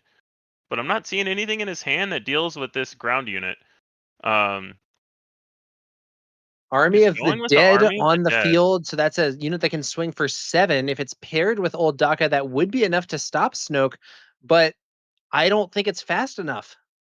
I don't think that pairing is going to come to fruition here. I think that Joe is hoping that maybe he can attack with old Daka and then Micah doesn't claim and attacks with the Minok. He may be at the point now where he just needs his opponent to make a mistake. Yeah, so if he swings in with old Daka, it would be 6 damage on Snoke. The problem is, yeah, we could just see a claim swing. That's it. Yeah. There is a shatter point, but it doesn't work. There is a supremacy tie to stop that Minoc. I think he claims. So he may I have think Sentinels that's in the deck. Maybe he could have something like a turret that we haven't seen yet. There's a Space Whale and another Shatter Point, and that's it. doesn't find it. That Micah buffed Overly up, from Late Night Gaming taking down this Yeah. Planetary Qualifier. that buffed up Snoke was too much for the opponents to deal with. Revan's lightsabers on Snoke may not give that bonus grit for being Sith, but as we saw here, Snoke does not seem to need it. Yeah, and I think we saw. So I had said earlier that I thought that Talzin was a little favored in general in this matchup, and I think we saw the big difference here was it depends on if the Talzin can deal with Snoke himself as the leader unit, because he gets out of control really quickly. And we saw that in both games with just massive damage coming in, and there's not a lot of good leader removal in this set. So yeah, huge congrats to Micah from Late Night Gaming taking down this PQ. Sorry, go ahead. There are a few cards that can defeat a leader, as a removal piece, but in this set, we're not seeing Power of the Dark Side. We're not seeing Rivals Fall. And you still have some options. I think that the Tarenta Tech, for instance, can definitely ambush in and take out at least some leaders. We saw the Protect the Pod work as well. Yeah, that's true. Talzin killing the Snoke leader, but I believe it's about midnight in Chicago, and I think they need to leave. So yeah, I think that we're going to sign off here. I am Jeff Creasy from the Bothan Network. Big shout out to Late Night Gaming. Big shout out to TowerNumberNine, Rebel Traitor, everybody on the ground, Loopy and Symbiote that made this happen. Any final words, Tower, before we sign off? Oh yeah, I was happy to be here and helping cast this. I think that the advent of limited in competitive organized play for Star Wars Limited is going to be very interesting, and you guys should stay tuned for potentially some more coverage of limited events. We may have some more here. I know that the McClunky Gaming guys are thinking about doing some as well. So yeah, I think it was a good showcase for this new format, and I'm going to be excited to see how things evolve. Yeah, same. Super excited. Thanks everybody for hanging out with us today. Don't forget to like the video, subscribe to Late Night Gaming, and take the initiative. Shout outs to the McClunky Gaming as well. All those guys are awesome, and thanks to Tower for coming in. All our guest commentators, Jordan from the Colorado Cantina Crew, Viktor from the Nordic Takedown. It takes an army, and a lot of people put a lot of work into today's event. So thanks everybody for that, and thank you guys for tuning in. This is us See you signing guys out. soon.